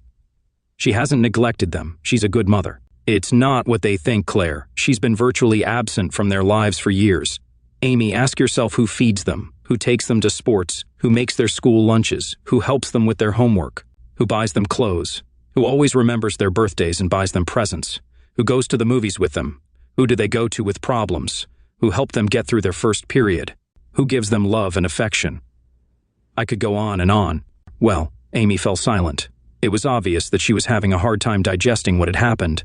The girls asked me to see if you would meet them tomorrow morning at 10 a.m. at the Beachside Cafe. It was actually my idea since they really don't want to meet you. I'll tell them it's okay. She only nodded. I left them both and went back to my family.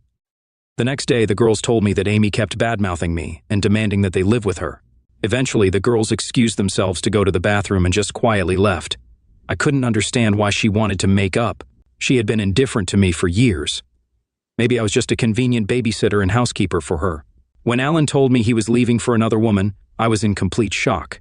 I thought he loved me. Despite several attempts to reconcile, he wanted nothing to do with me, and we only communicated when exchanging our daughters for visits. My girls were openly hostile, making visits unpleasant. They would happily run to their new stepmother, which infuriated me. Eventually, I told them not to come unless they wanted to. I had envisioned my life continuing as it had, my lover on the road and my husband at home. Alan leaving was a huge shock and emotional blow. Over time, I realized he was right. I had been an absent wife, focusing all my love and emotional energy on Dan for the last years, leaving almost nothing for Alan. It was surprising he stayed as long as he did. Unable to afford my house and child support, I moved into a tiny apartment, spending nights alone watching TV and eating takeout. Dan's attitude changed when Alan left me. He became too busy with his family to spend time with me, sending me on business trips alone and saying I could handle the clients. Our emotional connection faded. 6 months after my marriage ended, Dan announced he was moving to another city for a new job. Tearfully, I asked him to never contact me again. Suddenly, I was a divorced woman. I couldn't help but think of the line from a Joni Mitchell song, "You don't know what you've got until it's gone." I foolishly thought I could have it all. Alan was now with a beautiful woman who was impossible to hate, and he was glowing with happiness, just like he was when we were young. My girls were much happier, too, treating Sophie as their mother and seeing me as an annoying relic of their past. It was very painful. I hit rock bottom when I complained to my girls about my situation, and Lauren looked at me coldly. "So, did you leave your father after all?" I know I wasn't the perfect wife and was neglectful, but he left me for another woman. "Mom, he left you because you had an affair with your boss for 3 years. The look on my face said it all.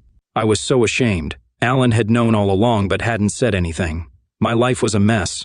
I had lost a good husband and my daughters. True to his word, Alan advised our girls to keep in touch with me.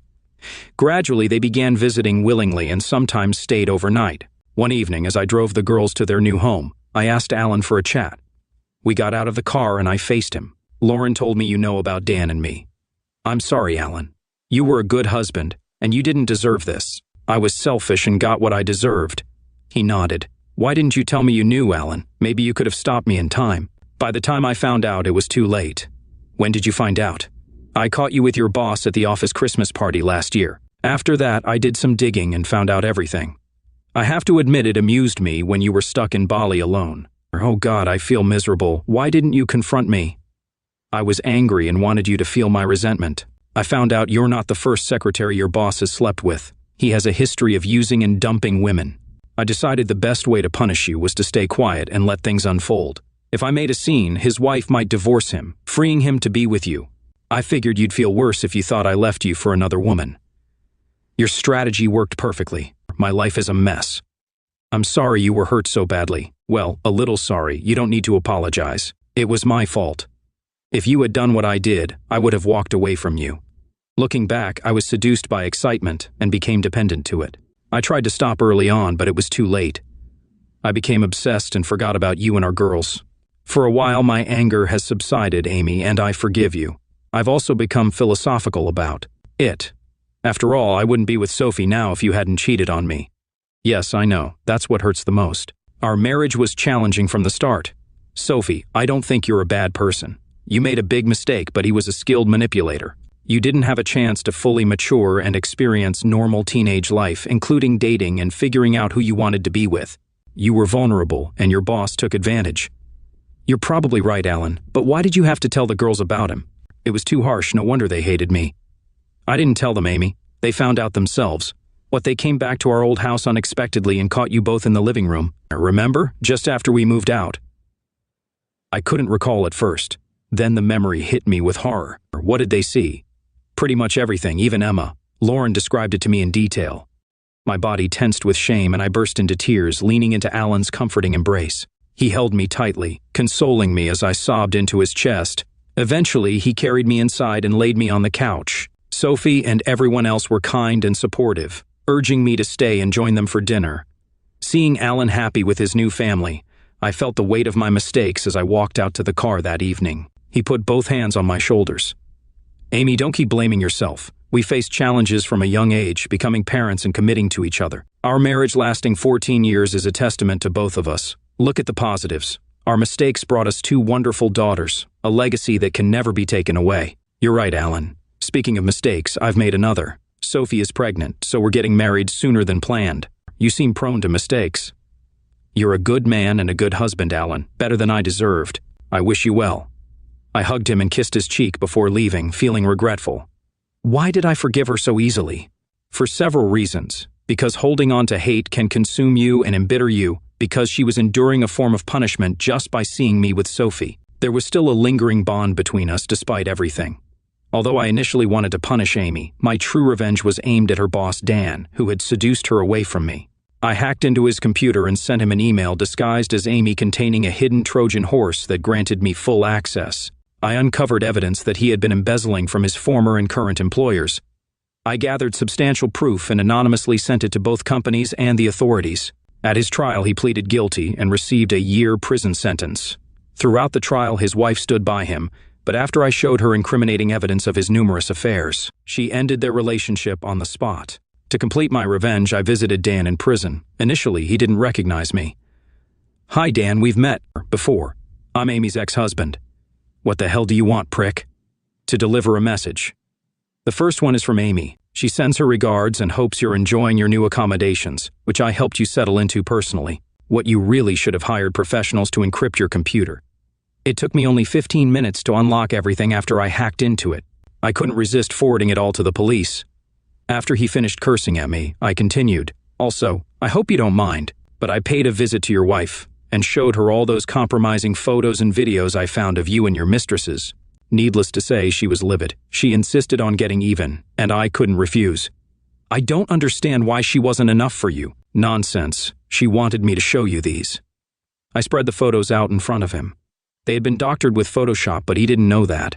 She said to tell you that she'll never visit you here again, and you'll never see your children. I gave her the name of my lawyer who will handle her divorce from your sorry bum. The expression on his face was priceless. Yes, revenge is indeed a dish best served cold.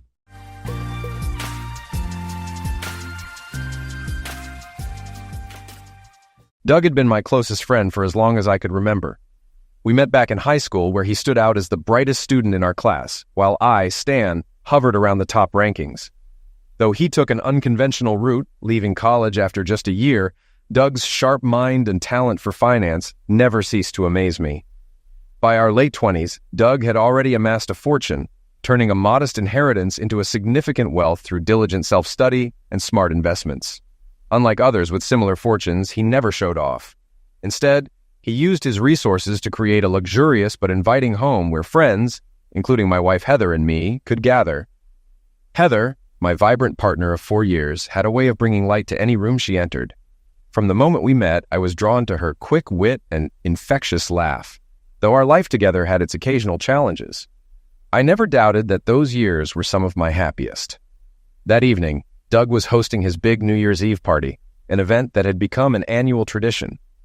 I looked forward to spending the night in a lively atmosphere, reconnecting with old friends, and most of all, sharing moments of joy and renewal with Heather by my side. I walked up to Doug's front door and rang the bell, feeling a rush of excitement as I pulled Heather close for a quick kiss. Her smile, her warmth, these were moments I held dear. The sound of music and the hum of voices hinted at the size of the crowd inside. Doug's parties were always big, but tonight's turnout seemed even grander. When the door finally opened, there he stood, his face breaking into a wide grin as he waved us in. The number of cars outside had been a clue, but seeing the sea of guests confirmed it. Tonight was going to be unforgettable. Just as I was about to ring the bell again, Doug opened the door and greeted us loudly, welcoming us inside. I had guessed from the number of parked cars that the party would be huge, but I was still surprised by the crowd in his home. Doug gave Heather a warm hug and a light kiss on the cheek before guiding her in.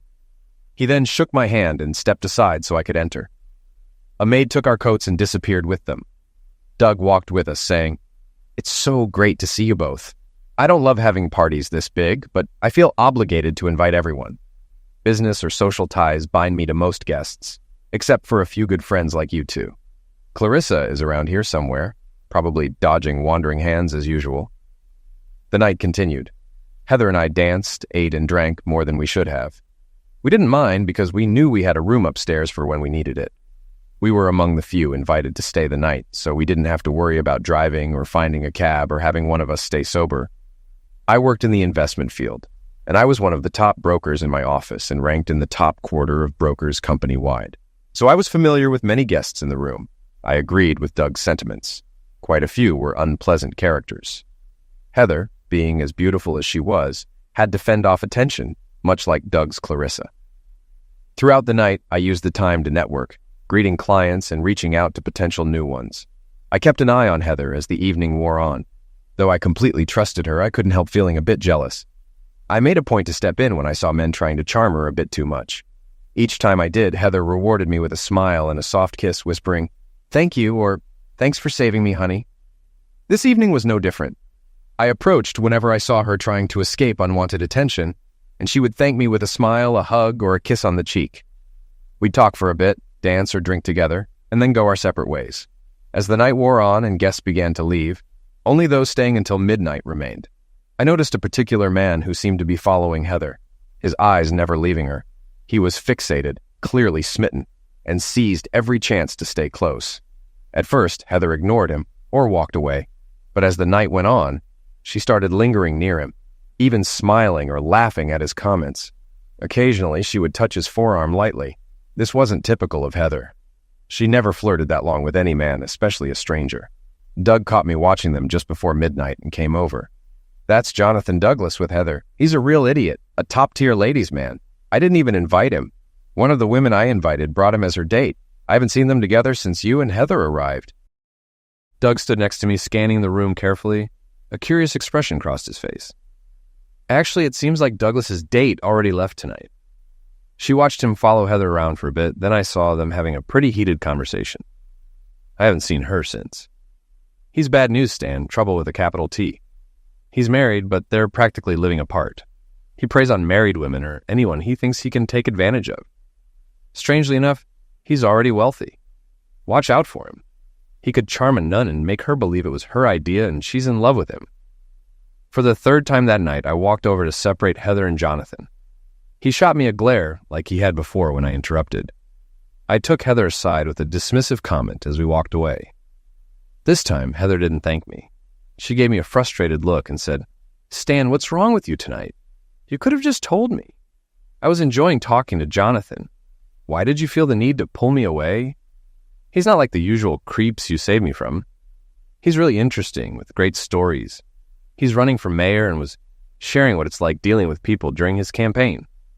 When he found out I worked in public information and advertising, he started asking for advice on reaching voters. I think he might even offer me a job. Honey, I really need to stay in touch with him. Just think of what it could mean if I landed a role in his administration. I don't care, Heather.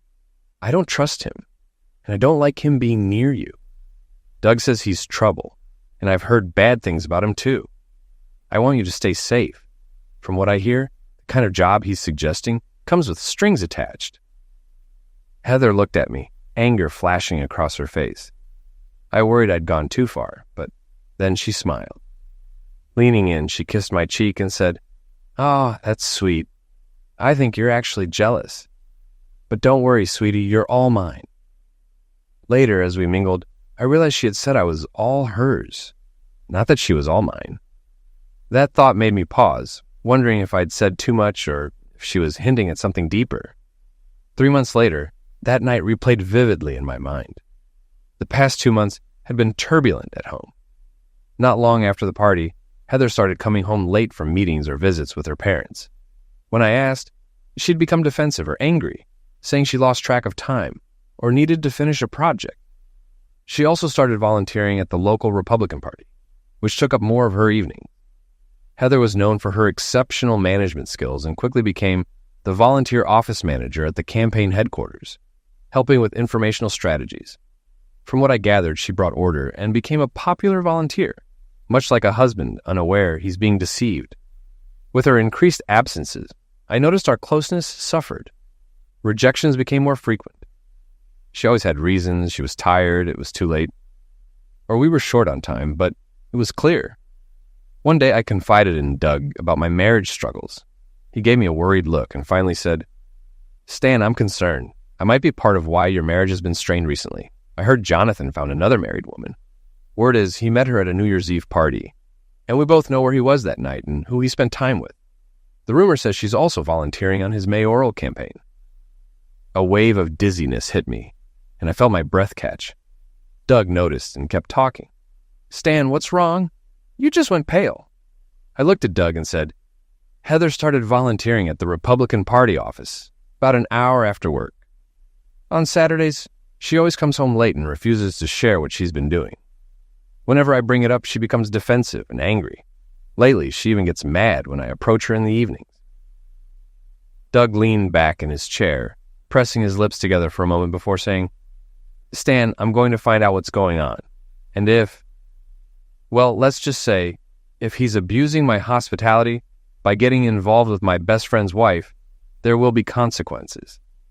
I'd be furious if he pursued any married woman at one of my parties, but taking advantage of my hospitality by targeting your wife is unforgivable. I should have made him leave when his date left, but I was too focused on being a good host. If I've caused you trouble, my friend, I'll do everything I can to make it right. Let me tell you more about Doug. He's my best friend, someone I'd trust with my life, someone I'd even trust around my wife. He would never intentionally hurt me, and we were closer than brothers. Doug is exceptionally intelligent, probably the smartest person I've ever met. We were in the same high school class. He was the valedictorian, while I barely made it into the top 10 out of 223 students. He only attended 1 year of college before deciding it was a waste of time. Despite skipping classes and never studying, he still maintained a 4.0 GPA. Eventually, he took a few finance courses and then taught himself everything he needed to know about investing in finance. Doug's reason for learning business and finance was due to an inheritance of just over $70,000 from his grandparents during his freshman year. Unlike most young people, he didn't waste the money. He upgraded to a better used pickup truck and invested the rest in the stock market. He bought his first 2 stocks based on a broker's advice. They didn't perform well, and only the broker and the firm profited. This experience frustrated Doug, so he began to study the market. He watched CNBC, read extensively, and conducted research. He opened an account at a discount brokerage, moved all his savings there, and began investing on his own. From his first independent trade, Doug started making money, far more than he did with the so-called experts. It helped that he began during the late 1980s tech boom and dot-com era. He rode the waves of volatile stocks, and although not every investment was profitable, he significantly grew his capital. He had the foresight to switch to safer stocks when things got rough, benefiting from the market's upward trends. Doug bought Berkshire Hathaway at just over $17,000 per share and sold it 3 years later at $72,357 per share. By then, he was a multimillionaire, investing with others in venture capital and real estate. I graduated college and worked as a salesman for a restaurant chain for 4 years. I didn't enjoy the travel and wanted to be serious with Heather, so I transitioned into becoming a stockbroker. Doug entrusted me with managing a portion of his wealth when I started, likely to support a friend, which made me feel guilty. I knew he didn't need my advice, but it felt charitable. Doug convinced me he needed me, citing 2 reasons. He wanted to spread his investments across multiple brokerages for security, and believed having someone inside the industry might uncover valuable information before he did. While we never considered anything close to insider trading, I occasionally found useful insights for him. We both thrived. Doug referred many friends and acquaintances who wanted full-service brokerage help, which boosted my income through deals I made. Doug didn't work outside his home. He spent 8 to 10 hours daily studying stocks and trading, but only for himself. He led an extravagant life and tried to include Heather and me in his social circle. We attended numerous charity events with him, often at his expense. Sometimes I covered the bills with my expense account as a broker. We joined him at political events, mingling with influential people in our community. And of course, we attended every party Doug hosted at his house. Friday night after my talk with Doug, we went to a $500 a plate political rally with him and his companion. Once again, Doug treated Heather and me to the meal. This time, Heather seemed even more hesitant to join us than usual. Unfortunately, I insisted she come, and I regret that decision to this day. I suppose the disaster our marriage was heading toward would have happened once Doug's investigators reported back on Heather. But at least I would have stayed in the dark a bit longer. That dinner marked the beginning of the end. When we arrived, we realized we were at an event where the incumbent state Senate candidate was speaking to support other state and local candidates. The money for the tickets went to the state Republican Party, with some funds directed to local campaigns. What I didn't know was that the special guest would be a mayoral candidate for our city, Jonathan Douglas. When we entered, I saw Jonathan at the front of the room, smiling and talking with dignitaries. Heather pulled away slightly, and I turned to see her staring at Jonathan, her face glowing like someone in love. That's when I suspected I had lost her. "What?" I asked. Heather flinched, giving me a weak smile. "I'm sorry, honey. I didn't know this was his event." She looked so guilty that I questioned if she was being truthful, but said nothing. She must have known Jonathan would be there, given her part-time work at campaign headquarters. Now I understood her reluctance to come. I glanced at Doug, who had been observing us. He turned to look at Jonathan, then smiled and guided Heather to a chair, helping her sit down before seating Clarissa to his left. As I passed Doug, he said, "I'm sorry, Stan. I didn't know he'd be part of this when I invited you. I saw her reaction. I hope I'm wrong. But I have a meeting set for Monday with someone I want you to meet. Can we do lunch at 11:30? Heather finished her meal and excused herself to the restroom. I noticed Jonathan slipping out through another door. I thought for a moment, then stood to follow. Doug grabbed my shoulder. "No, Stan, let it go. If it's true, it's too late anyway. Just wait until Monday, please." Later that night, I lost track of Heather again. After returning from the restroom, I went searching and found myself backstage. I heard low voices and soft moans. One of them was unmistakably Heather's. Anger surged as I moved toward the sounds, tripping over a rope and making noise. Heather's voice broke the silence. "Oh, someone's coming. I need to go." Jonathan responded quickly, his tone urgent. "Honey, if we get caught now, it'll be bad for both of us. I'll see you at the office. I love you." A brief kiss followed, then the sound of hurried footsteps fading away. I rushed after them but was too late to confirm what I suspected, that it was Heather and Jonathan. As I turned back, I ran into Doug, who looked furious. He grabbed my arm, forcing me to stop and face him. "Stan, I warned you to stay out of this," Doug snapped. "My team needs time to gather evidence before you do something reckless. If she's cheating, and I believe she is, we need proof so you can handle this smartly and come out ahead in a divorce if that's what you choose. The way you're going, you'll only hurt yourself in court." After calming me a bit, Doug said, "I saw them heading down another hallway. They stopped at a door and she looked around for you?" When she didn't see you, she got scared and told him she thought you were searching for them. Now he's suspicious, and it'll be harder for you to expose him. When Doug and I returned to the table, we put on a show, making sure Heather and the others noticed us laughing and sharing a pocket flask. Heather's eyes flicked to me as I sat beside her and asked, "Where have you two been?" Clarissa wrapped her arms around Doug, smiling mischievously. "Next time I catch you two sneaking out for a drink, I'm either joining or turning you in. Now, pass that flask." We exchanged glances as Heather visibly relaxed. She turned to Clarissa, curiosity in her voice. "Is that what they were doing? I was wondering where they went when I couldn't find them." Clarissa laughed, adding, "Oh yes, I tried to catch them to claim my share before they got back, but they were too quick for me." Later, during the dance, I had my turn with Clarissa. She leaned in close, and when I tried to glance around the room, she held me steady, keeping my attention on her. She kissed my cheek lightly and whispered, "No, Stan, don't look over there. Just dance with me, and try to enjoy tonight. I know what you're going through, and it's only going to get worse. Just remember, Doug and I are here for you, always." I relaxed a bit and returned her kiss gently. "Thanks for helping keep things light. I nearly lost my cool, and Doug says that would be a huge mistake. I want to tear that idiot apart so badly, I can't stand it." The following days and weekend were difficult. I cycled between fear and anger. Deep down, I realized Heather had already emotionally distanced herself from me, and it was only a matter of time before she left physically. We hadn't been a happy couple for weeks. I started pulling back emotionally, even though I didn't have concrete proof she was cheating. If she wasn't, then something else was wrong, because we weren't the same loving couple we used to be.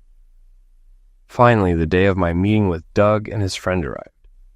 I suspected this friend would be a private investigator. Anxiety churned in my stomach, and I felt sick. My anger simmered, and I knew they could both see it. I was terrified of what I might find out, but also desperate to know the truth. Doug stood to greet me as I approached, shook my hand, and hugged me. After the greetings, he introduced me to Simon Hobbs, an investigator. We sat for a moment, scanning the menu before placing our orders. Once the waitress left, Doug said, "Let's get the unpleasant part over with, shall we?" He glanced at Simon and then at me. Simon opened his briefcase and took out a large envelope, handing it to me. "We've been monitoring your wife and Mr. Douglas at Doug's request. Surveillance lasted 20 days, ending last Saturday night. In that time, we discovered they had lunch together daily, except Sundays when she stayed home. These lunches were held at various upscale hotels, followed by trips to a room rented by Mr. Douglas's campaign. On 8 separate occasions, we entered the room posing as room service staff. Each time, the bed was clearly used. Photos and documentation are in the report. We also made audio recordings by placing a microphone under the door. They engaged in intimate activities during each hotel visit." Simon continued. "We also noted inappropriate interactions at or after the campaign office on multiple occasions. We photographed them together 3 times at the office and once at a local bar event with friends and supporters. The most significant discovery was how Mr. Douglas used your wife to gain support from the municipal employees' union. They met with union president Stephen Negrano at a gentleman's club. He seemed very taken with your wife, and we captured photos of her sitting on his lap." Simon paused before adding, "My team managed to record this interaction. Listen to this segment. Then we'll discuss it further." He placed a small laptop on the table and played the audio. "You'll receive this DVD with your report, but I wanted to talk this over before we end today. My operative was quite confident this would interest your attorney." Doug and I leaned in, watching and listening closely. In the footage, Heather sat between Jonathan and Stephen, with both men leaning in to speak to her, Jonathan's hands roaming. Heather could be heard saying, "Stop that." But Jonathan replied, "Heather, you know you like this. Just relax and go with it. It's not as if anyone will notice here." Jonathan leaned in and kissed her while Stephen said, "Jonathan, you know what's needed for the union's support. I want a weekend with this lady. If I get that, the union will back your campaign." Heather stiffened and tried to stand, whispering sharply, "No, that's not happening. Let go of me." Stephen looked at Jonathan, raising an eyebrow. Jonathan swallowed and leaned into Heather, saying, "We really need this, honey. Just go along and help me out. It's for our future, and it's not like you haven't done this before. Just tell your husband you have a work meeting this weekend." On the video, Heather looked shocked, resisted briefly, and then visibly relaxed. We saw the undeniable proof of her betrayal. Around this time, the club manager approached their table, glancing nervously at Heather and the men beside her. He stuttered as he spoke. "Mr. Negrano, I've done a lot for you, but I've been warned that you and the others have become too noticeable. Lieutenant Jones said the chief is sending detectives here to crack down on scenes like this. If we're caught, I'll be jailed. Could you please move this to a back room or the hotel? This business is my livelihood." Stephen laughed and turned to the large man on the other side of the table. "Hey, Ralph, give Joe a couple $1,000 for his trouble. The lady and I are heading to the DoubleTree for the weekend. Get it set up like a union leadership meeting, the usual way." I felt a surge of anger and started to rise. That lying woman.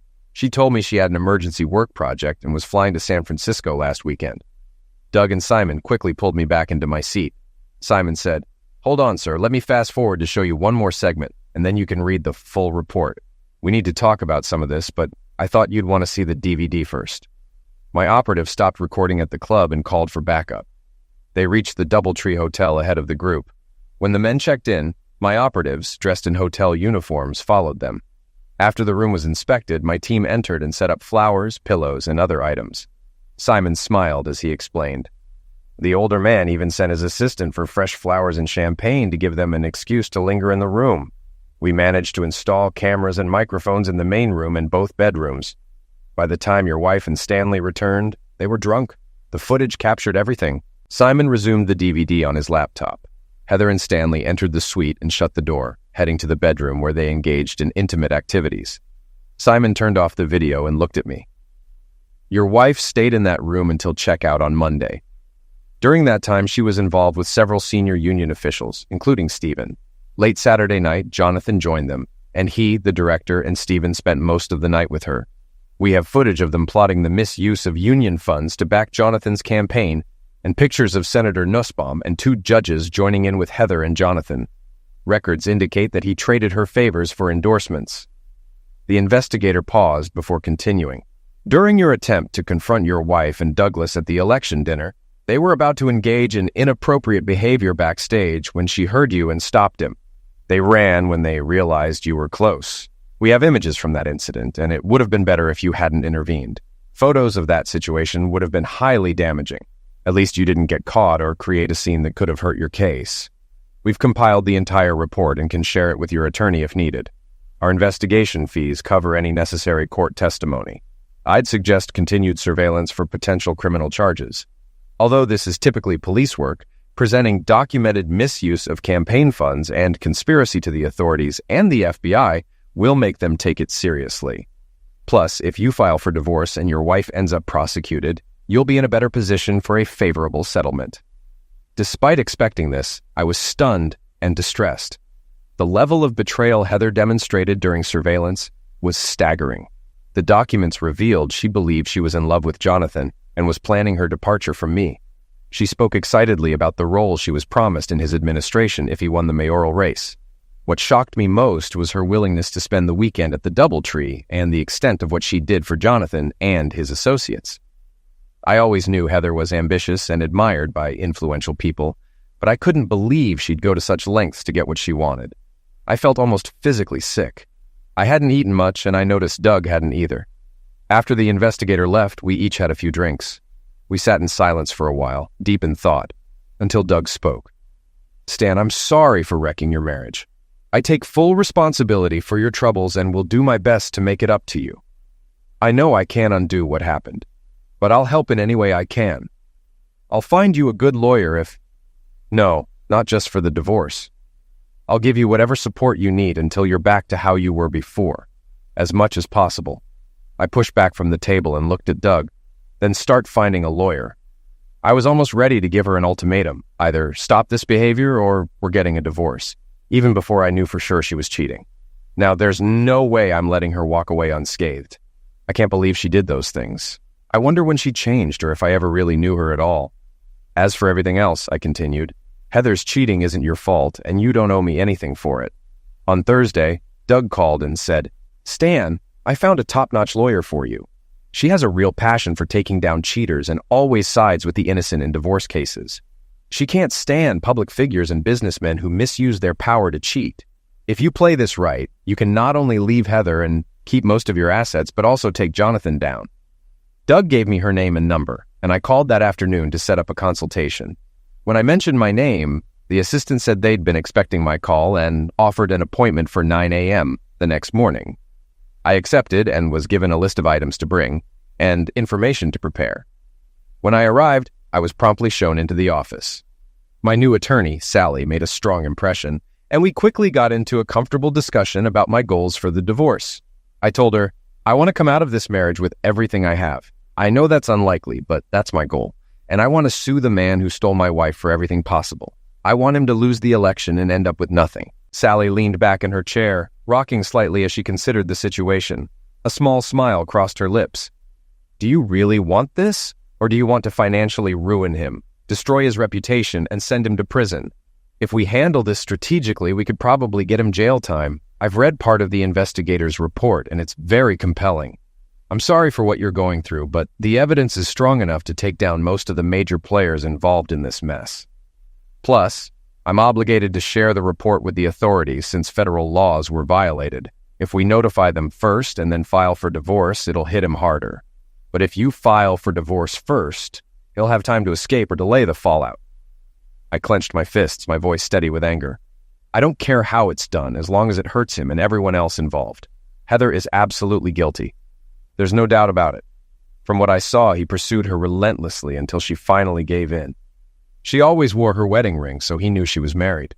I even heard tapes where they mocked me and talked about their plans for when she would leave me. Sally and I went over all the details, and I made my decision. I instructed her to prepare and file the divorce papers right away. We agreed that the investigator's report should be handed over to the FBI to initiate an investigation into campaign finance violations and misuse of union and city funds. Sally advised me to accompany the bailiff when Heather was served and when Mr. Douglas was warned of the impending lawsuit. If he acts like most powerful people, he'll either threaten you, try to have you fired, or threaten a countersuit, she said. Stand firm, and he may try to settle with you in secret. If he does, depending on where the funds come from, we could pursue additional campaign law charges. Politicians often try to use campaign funds to cover things up, so be ready for that possibility. Sally reached into her desk and handed me a small microphone and recorder. She said, I want you to carry this with you at all times and keep it on. Hide the microphone in your hair and keep the recorder in your car. The transmitter's range is about half a mile. If your car is out of range, the microphone can record up to 6 hours. Once you're within range, the recordings will automatically download. If you give me your keys, I'll have someone install the recorder in your car while we finish up here. Also, I suggest either rehiring your private investigator or letting me find one to continue monitoring your wife and Mr. Douglas. I've learned that Mrs. Malone isn't the first married woman he's pursued, and when caught, he has tried illegal ways to cover it up. If we capture their plans on tape this time, we can really corner both him and your wife.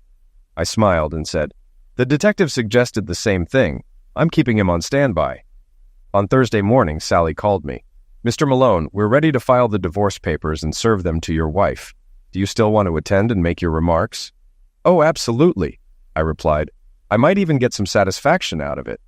I was also thinking, shouldn't we serve her at campaign headquarters this Friday night? There was a pause before Sally responded, No, Stan, I don't think that's a good idea. If you serve her there and make your statements, everyone at the campaign will know about it almost instantly. It'll be in the newspapers the next day, and Mr. Douglas, feeling cornered and publicly humiliated, won't have any incentive to retaliate or try to make a deal. I suggest serving her when she's alone or just with him. I nodded, understanding her point. I see what you mean. Why don't we follow them and see if they go out alone tomorrow night? Heather usually doesn't come home until almost midnight on Fridays. According to the investigator's report, they often spend Friday nights at a hotel, the same one they visit during the day. Could we serve them there and maybe catch them in the act? Sally agreed, and we planned for the bailiff and me to interrupt their meeting at the hotel room Friday night. When I entered my office, 2 men in suits were waiting for me. They introduced themselves and said they wanted to discuss managing some funds for their widowed mother. I invited them in, but after I closed the door, they showed me their FBI badges. They wanted to talk about my interest in Jonathan, as they were building a case based on the material my lawyer had provided. When they learned I planned to join the bailiff and record the event, they asked if I would wear one of their recording devices. This made me uneasy, as I worried it might affect my chances of securing a financial settlement from Jonathan. However, I couldn't find a good reason to refuse, so I agreed to wear their wire. That night, we followed the unsuspecting couple from campaign headquarters to the hotel. They left at 7 p.m. and were in the room by 7:30. Our group was so large it felt like a convoy, and I worried they might notice. After they checked into the hotel, we waited nearly an hour. I had brought my camera to document the moment. Even though I'm not one for home videos, this was an exception. Just as we prepared to knock on the door, we got an unexpected break. The elevator opened and a waiter stepped out with a cart. He approached the room and looked at us curiously. I smiled, pointed to the door, and said, "Go on in. We didn't mean to interrupt Mr. Douglas's dinner. We'll be right behind you." The waiter smiled back. "No problem," he said.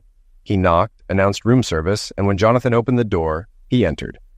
The process server and I waited until the waiter came out. When he did, I moved to keep the door from closing.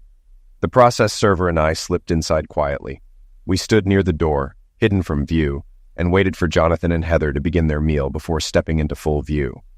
When we stepped into the room, I was slightly ahead of the others. The scene in front of me left me shocked, horrified, and heartbroken. Even though I had seen the investigators' report, witnessing it firsthand was different. Both of them looked euphoric. Finally, I nodded to the process server who stepped into the room. The process server stepped forward and asked, "Are you Jonathan Douglas and Heather Malone?" Heather gasped, and Jonathan's face contorted with anger as he stood abruptly. "Yes, you idiot, I am. Now get out of my hotel room. How did you even get in here?" "Sir, the room service waiter let us in as he left. Didn't you hear us ask if we could come in? I thought you had invited us." The process server moved closer and handed Heather the divorce papers. "You have been served," he said firmly. I stepped further into the room, and Heather's eyes widened as she noticed me for the first time. "Stan, damn you, what are you doing here? And what is this divorce? If you don't stop this madness, you'll end up with nothing. I'll take it all." "No, Heather, you won't," I said coldly. "If you know what's good for you, you'll sign the papers and accept the deal I offered. Once I'm through with you, I'm going after him. I'm going to sue Jonathan and his campaign for mental anguish and alienation of affection. Lucky for me, we live in a state that still allows those kinds of lawsuits. And as a bonus, this will put a dent in his election campaign. You're about to lose everything." Heather didn't come home that night, and I heard nothing from her until the following Wednesday. That morning, my office phone rang, and her voice came through the line, cold and direct. "Jonathan and I want to meet to discuss this situation. We've booked a meeting room at the DoubleTree Hotel for tonight. We want to resolve this and move forward. Be there at 7. There was no invitation, just an expectation. I called Sally to inform her of the call and then reached out to my FBI contact. Both Sally and the FBI advised me to attend. Sally assured me she would come along, and the FBI said they'd have support nearby if needed. When I arrived at the hotel, the receptionist directed me to a small meeting room down the hall. A large man stood guard at the entrance, blocking my way as I approached. "There's a private meeting in progress, sir," he said firmly. "I'm Stan Malone, and I'm expected," I replied. He scrutinized my ID before giving a nod. Turning to the door, he knocked twice. The door creaked open just enough for him to speak through the gap. "Mr. Malone is here, sir," he announced. I couldn't hear the response, but the door closed. The guard then said, "I need to search you. Please empty your pockets into the tray." After complying, I became annoyed and demanded an explanation for the search. The guard smirked and said, "Political figures have enemies, sir, and Mr. Douglas doesn't want any risks." I suspected they were looking for recording devices but didn't comment. My hair was long enough to hide the small transmitters glued to my scalp. After the search, it took about 5 minutes before the door opened, allowing me to enter. Heather was sitting at the table looking at me with guilt written all over her flushed face. Anger bubbled up in me as I processed what she had likely done. Jonathan sat there smirking, his eyes gleaming, clearly relishing the fact that he had just been with my wife. The meeting played out just as Sally and I expected. Jonathan threatened me, first with losing my job, and then with physical damage if I didn't offer Heather a better settlement and drop my plans for lawsuits against him and his campaign. I leaned back in my chair and said, "Listen, mister, I know you and your friends might manage to hurt or even eliminate me, but that won't save you. I've taken every precaution and prepared multiple packages to be mailed out. If anything happens to me or my family, even if I'm in an accident, those packages will be sent. You and I both know that not all media can be controlled. Some of it will get published, especially if I'm seriously hurt or liquidated. You will go down."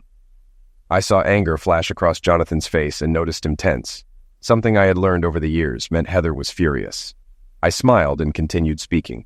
I know what you just did before I arrived, and I have pictures of you doing it multiple times. I even have evidence of your meeting last week at the DoubleTree with union leaders and senior city officials. Do you really think they'll thank you for dragging them into this? If anything happens to me, those documents will expose them, my wife and you. We both know many of them have dangerous connections. Heather glared at me while Jonathan looked a bit unsettled. He tried to maintain his composure and said, "You heard me. Drop your threats and handle this quietly or else. Now get out. I'm done talking." I stood up, locking eyes with Jonathan until he began to look uneasy. I could tell he felt cornered. I chuckled and turned to leave, pausing at the door. "You know, Jonathan, I might reconsider if I received fair compensation in the divorce. And if the people in this town elect you, they deserve what they get." I headed straight home and found my private investigator already there with an FBI agent. They had removed their recording devices and secured them. The investigator said, "We captured everything, including Jonathan's conversation with your wife and his associates after you left. He's got someone tailing you now, tasked with watching and reporting anything suspicious. You're making him nervous."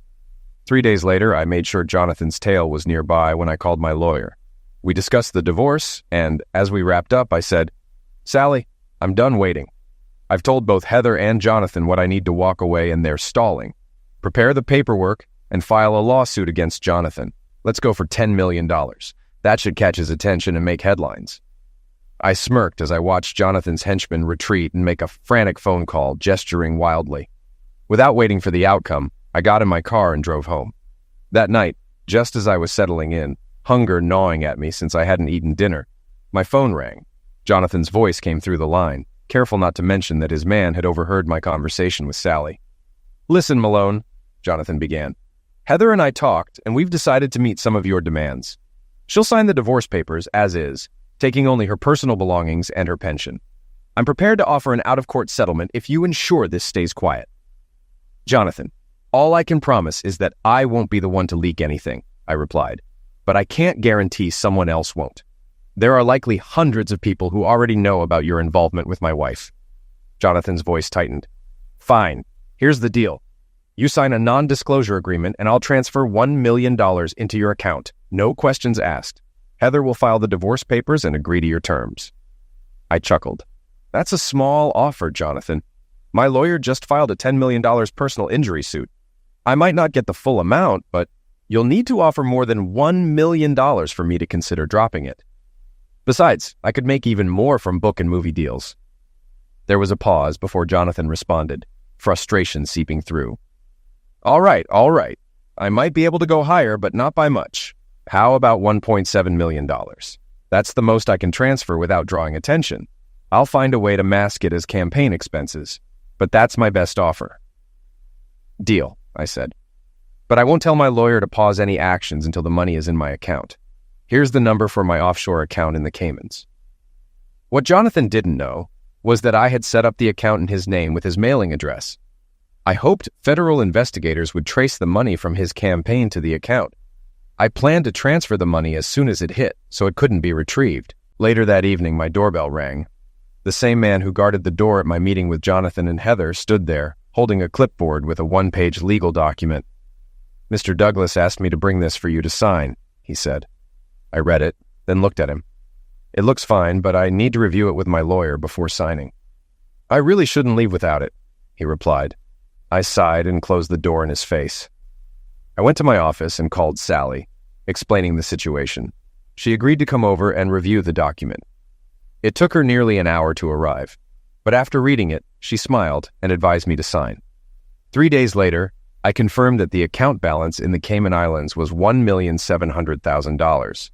That same day, my attorney called to inform me that Heather had signed and returned the divorce agreement, which had been filed with the court.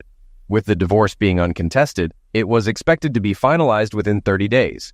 I had already transferred the money from the Cayman account in case Jonathan tried to reclaim it. I moved it through multiple global transactions before depositing it in another Cayman account under a different alias. I kept working through this difficult period, but my performance suffered. My commissions dropped to almost half of what they usually were, not just due to the economy, but also because I frequently relied on coworkers to handle my clients' transactions, splitting the commissions. After the divorce was finalized, I still felt off balance. My work mistakes increased, costing me significantly. If I made a wrong trade for a client, I had to fix it. I was constantly on edge, worried about an accident orchestrated by Jonathan and his allies as retaliation. My anxiety spiked as I waited for the feds to act against everyone involved.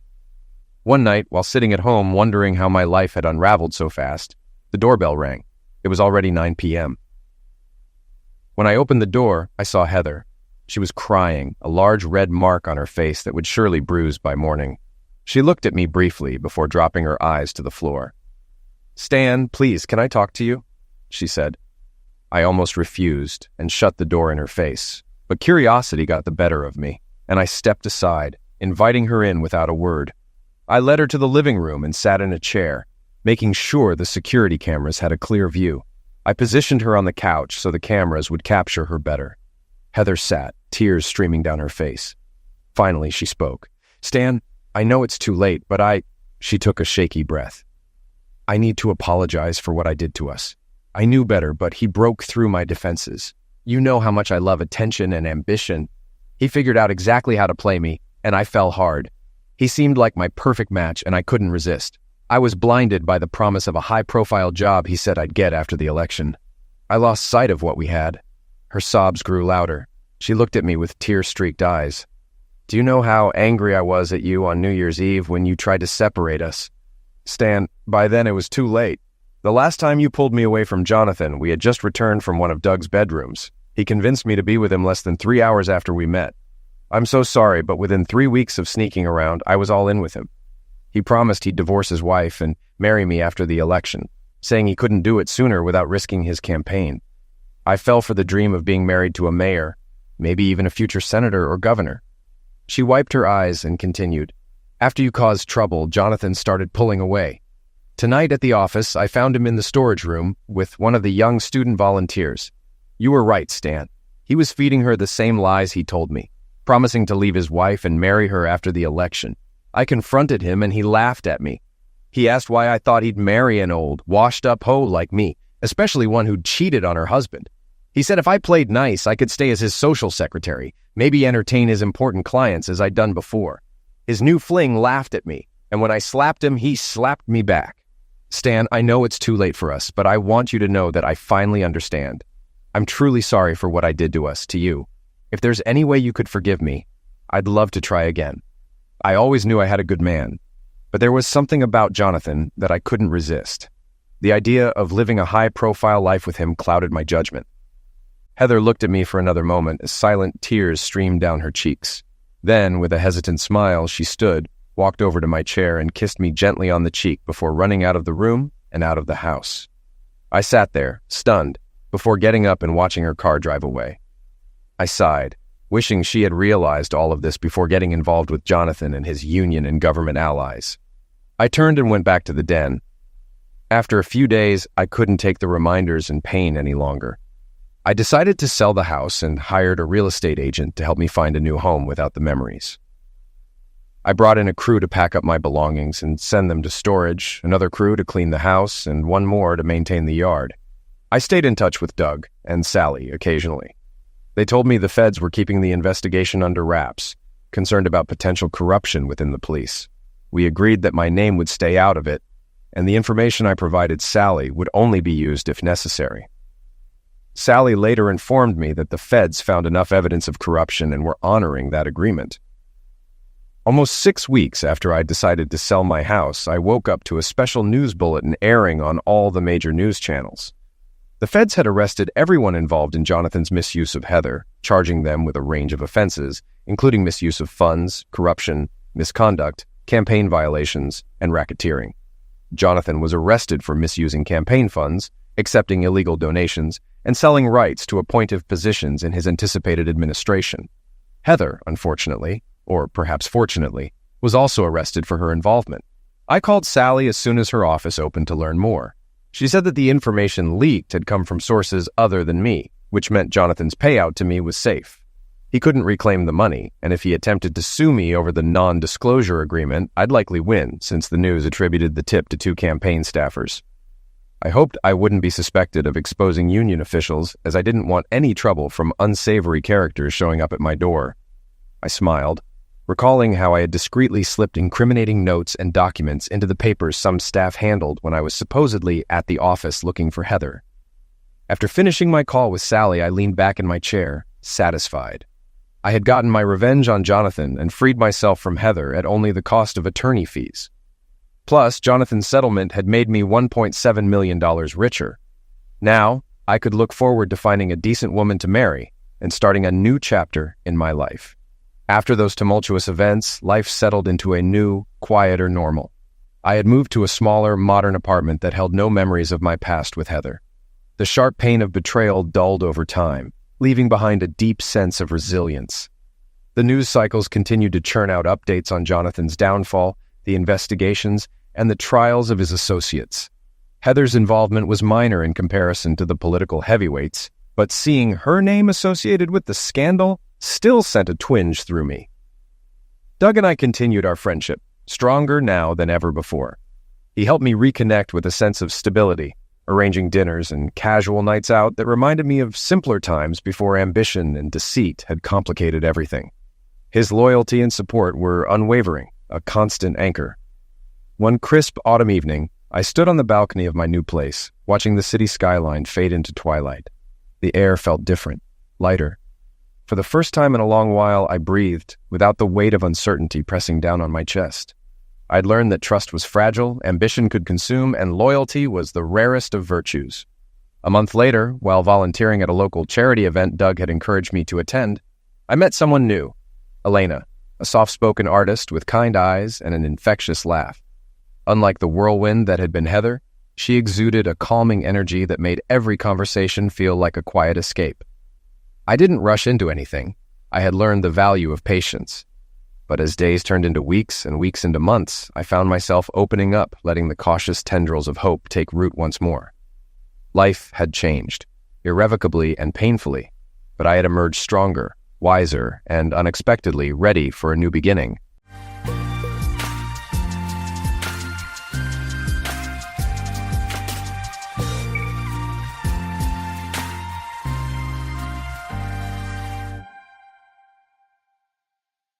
My husband caught me cheating in a hotel room and served me divorce papers while I was with my affair partner. We eagerly waited for passengers at the airport's baggage area. My brother-in-law Bob, along with his 2 daughters, 9-year-old Dana and 7-year-old Louise, joined my son David, 12, and my daughter Sheila, 9. The kids proudly held up a big sign that read, "Welcome home, mommies." 2 weeks ago, my wife Mandy and her sister Helen took a vacation to the beaches of Bice, a perfect escape from the chilly Minnesota winters, especially in January. Finally, the passengers from the plane started emerging at the door, and the kids couldn't contain their excitement, bursting into cheers at the sight of their mothers. Both women looked stunning with their beautiful tans and smiles. Mandy warmly greeted David and Sheila, giving them tight hugs and kisses. Then she turned to me, rewarding me with a passionate kiss. I embraced her and didn't want to let go. "I really missed you, honey." "Just wait until the evening," she whispered in my ear. "I'll show you how much I missed you." That night, she certainly lived up to her promise. After 15 years of marriage, she knows me well, especially my appreciation for tan lines. After putting the kids to bed, we headed straight to the bedroom. "Honey, get into bed and be ready for me when I come out of the bathroom." In no time, I found myself waiting in bed. A few minutes later, Mandy emerged from the bathroom wearing a bikini. Mandy's most attractive feature has always been her beautiful face, perfect for smiles. However, she's her own harshest critic, feeling she's too short or too thin. "Both pregnancies had the side effect of making my chest larger and fuller," she joked once. The thong bikini beautifully highlighted her curves, but the best was yet to come. Mandy stood at the foot of the bed, showcasing her golden tan from the beach. Slowly, she pulled down her thong, revealing faint tan lines where the straps were. The private area remained the same milky white as before. Excitement surged as she unbuttoned her bikini top, letting it hang over her chest. Finally, the bikini fell to the floor, revealing her cute little chest. I immediately crawled to the foot of the bed, grabbing her waist and pulling her towards me, showering her with kisses and caresses. She responded eagerly, reaching her peak in just a few minutes, several times. I simply enjoyed the musky scent of her body. She expressed how much she had missed me and shared that she found it sweet. She mentioned her gladness at being back home. We spent a good part of the night reconnecting. A few days later, during Mandy's bathtub cleaning, she playfully mentioned having been in the hallway enjoying the beautiful view. She giggled and approached me teasingly, pressing her body against mine. She explained that this was her way of teasing. Normally, I would press my hips down to increase contact, but a few seconds earlier, a feeling of fear overcame me. I didn't know why, but something was definitely wrong with the picture in front of me. However, I couldn't pinpoint what it was. Tired of my lack of response to her teasing, Mandy expressed dissatisfaction, mentioning that, like all men, I only used words and no actions. She made a final thrust of her hips, and then turned to grab the gloves from the sink, stating that she better finish the bath. It was then that I realized a small detail had struck my subconscious. I turned pale, left, and muttered that I was going to the garage, not caring if Mandy heard me. In the garage, I sat on a workbench, lost in my thoughts, having a bad feeling about what I had just discovered. I wondered if Mandy had cheated on me while she was in Bice. I was sure of one thing: if Mandy tried even a little, finding a willing man wouldn't be a problem for her. And what I saw made sense only if she tried something with her sister while on vacation. What will I do if I find out she cheated on me? The answer was clear. I'll leave her without a second thought, even though it will hurt, especially for our 2 children. Why did she do this to me? To us? Am I such a bad husband? These questions circled in my head for the rest of the evening. Despite strongly feeling she cheated, I had no evidence. How can I be sure? The deception, if it happened, occurred 3,000 miles away in another country. I can't confront her, she'll deny it. Can I stand up to her sister? I played with this idea, but the 2 sisters were equally stubborn. Throughout my life, I knew sisters. If one cheated, the other did too. I had to talk to Bob about my suspicions. Later on, I heard Mandy calling me and I returned home. "What kept you in the garage for over 2 hours?" Mandy inquired. "Just doing a bit of cleaning," I replied casually. Then a thought struck me. I didn't want to share a bed with her anyway. I've caught a cold that hit me this morning.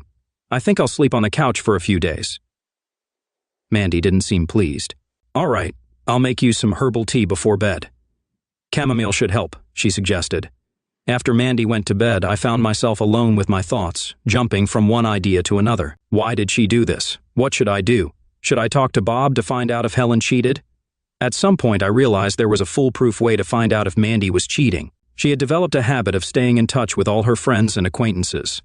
Mandy had around 600 or 700 friends on Facebook, and even more in her Yahoo address book. If she contacted someone in Bice, I'm sure they exchanged information via email to stay in touch. However, I wasn't sure if she would use her current email account since we knew each other's passwords. I fell asleep, and a plan began to form. The next day, exhausted and struggling to concentrate at work, I scheduled an appointment with a divorce lawyer on Friday. Then I called Bob, asking him to meet me for lunch. Surprised, he agreed, and I shared my discovery. Initially, he laughed, but I soon convinced him it was serious. He would investigate if Helen cheated on him. Pretending a bad flu, I left the office early and returned home at 3 p.m. I promptly installed keyboard tracking software on our home computer. It took a week before I discovered the truth. Mandy logged into another email account as BeachDreams1975, using our children's names and ages as the password. Just days after returning from Bice, she was in daily contact with Brad. The emails were explicit for both Mandy and Helen. Helen was involved with a guy named Steve. I forwarded all the emails and erased any traces of my surveillance. Then I sent Bob the emails from my account. I learned they had been intimate almost from the first day in Bice, and even planned to meet again in Chicago next month.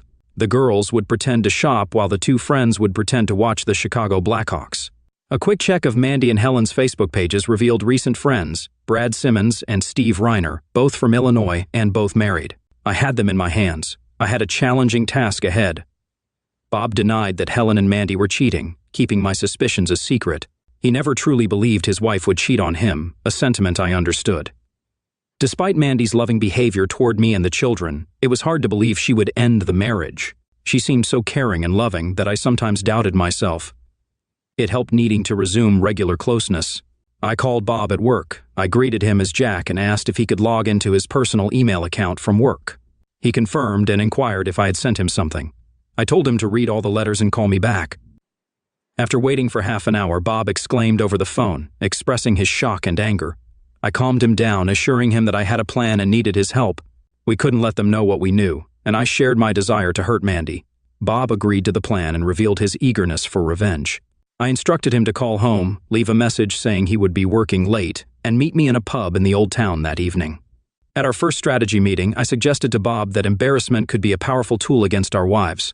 Bob, initially silent, eventually agreed. I mentioned that Tom, our father-in-law, was particularly fond of his 2 daughters, and Bob nodded in agreement. I revealed that Tom had a strong aversion to cheating wives, explaining that his ex-wife, the mother of Mandy and Helen, had cheated on him throughout their marriage. Bob, with a sly smile, added that Tom hated cheating wives more than anything else. We decided to use this information to embarrass Mandy and Helen in front of their loved ones. I outlined my plan, explaining that we had only 2 weeks to act like caring husbands and advised Bob to follow my lead. I suggested he pretend to catch a cold, work late into the night, and be too sick or tired for bedroom activities, keeping closeness to once a week for appearances. That evening, I returned very late, pretending to have a terrible headache. Despite thinking about the revenge plan for a while, I soon fell asleep, aware of the impending betrayal. When Mandy mentioned a shopping trip to Chicago with Helen, I enthusiastically supported the idea. To show love and support, I even booked a hotel room using our joint credit card, reserved for Mr. and Mrs. Johnston. Double occupancy, assuming Helen and Mandy would share. Bob offered to pay for the room, which was reserved for Mr. and Mr. Rowe, also double occupancy. Both Bob and I arranged everything so that each woman thought we were renting one room, unaware that their lovers would be there. The girls planned to take Friday off, fly to Chicago in the morning, and return on a late flight from Chicago on Sunday.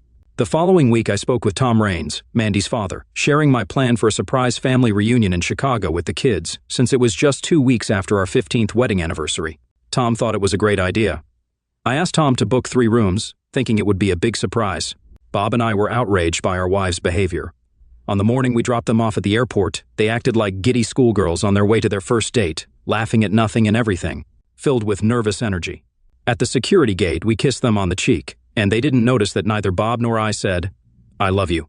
Bob drove us back to town, and I quickly called the private detective I hired. I inquired if everything was in place for their stay in Chicago. The next morning, we all met at the airport. During the flight, Tom switched seats with my son David and sat next to me. Sensing something amiss, he asked what the problem was, noting that Bob and I looked like we were heading to a funeral. I apologized for keeping him in the dark and revealed the bad news about our wives cheating on him. I explained that a private investigator was collecting evidence for a divorce and we would file it as soon as we caught them with their lovers. Tom expressed sorrow, putting his hand on my shoulder in a fatherly way. He mentioned how much it hurt and wished the few years they lived with him were enough to guide them. Tom began to cry, saying he didn't know he could suffer so much again. Having come to his senses, he stood up and returned to his place. Alan White greeted us at the Chicago airport and handed 2 envelopes, one for Bob and one for me. Inside were incriminating photos and a DVD of the previous night's events. He informed us that the process server would contact us soon, and his operative was monitoring the bedrooms. His assistant would notify us of the most compromising moment to confront the lovers. Simmons and Reiner's wives would receive similar packages by midday. We asked Tom and Alan to look after the children for a while as we needed to assess the situation. My heart sank seeing Mandy in various explicit positions, including a troubling photo with 2 men. It seemed they had unprotected closeness, so Bob and I would need to get tested for STDs in Minneapolis. Alan called his assistant to check if the hotel was clear, as the lovers were out for lunch. Tom ordered 3 numbers, and we requested an additional key card for rooms 2011 and 2003, registered in our names. Both key cards were issued after the clerk checked our IDs.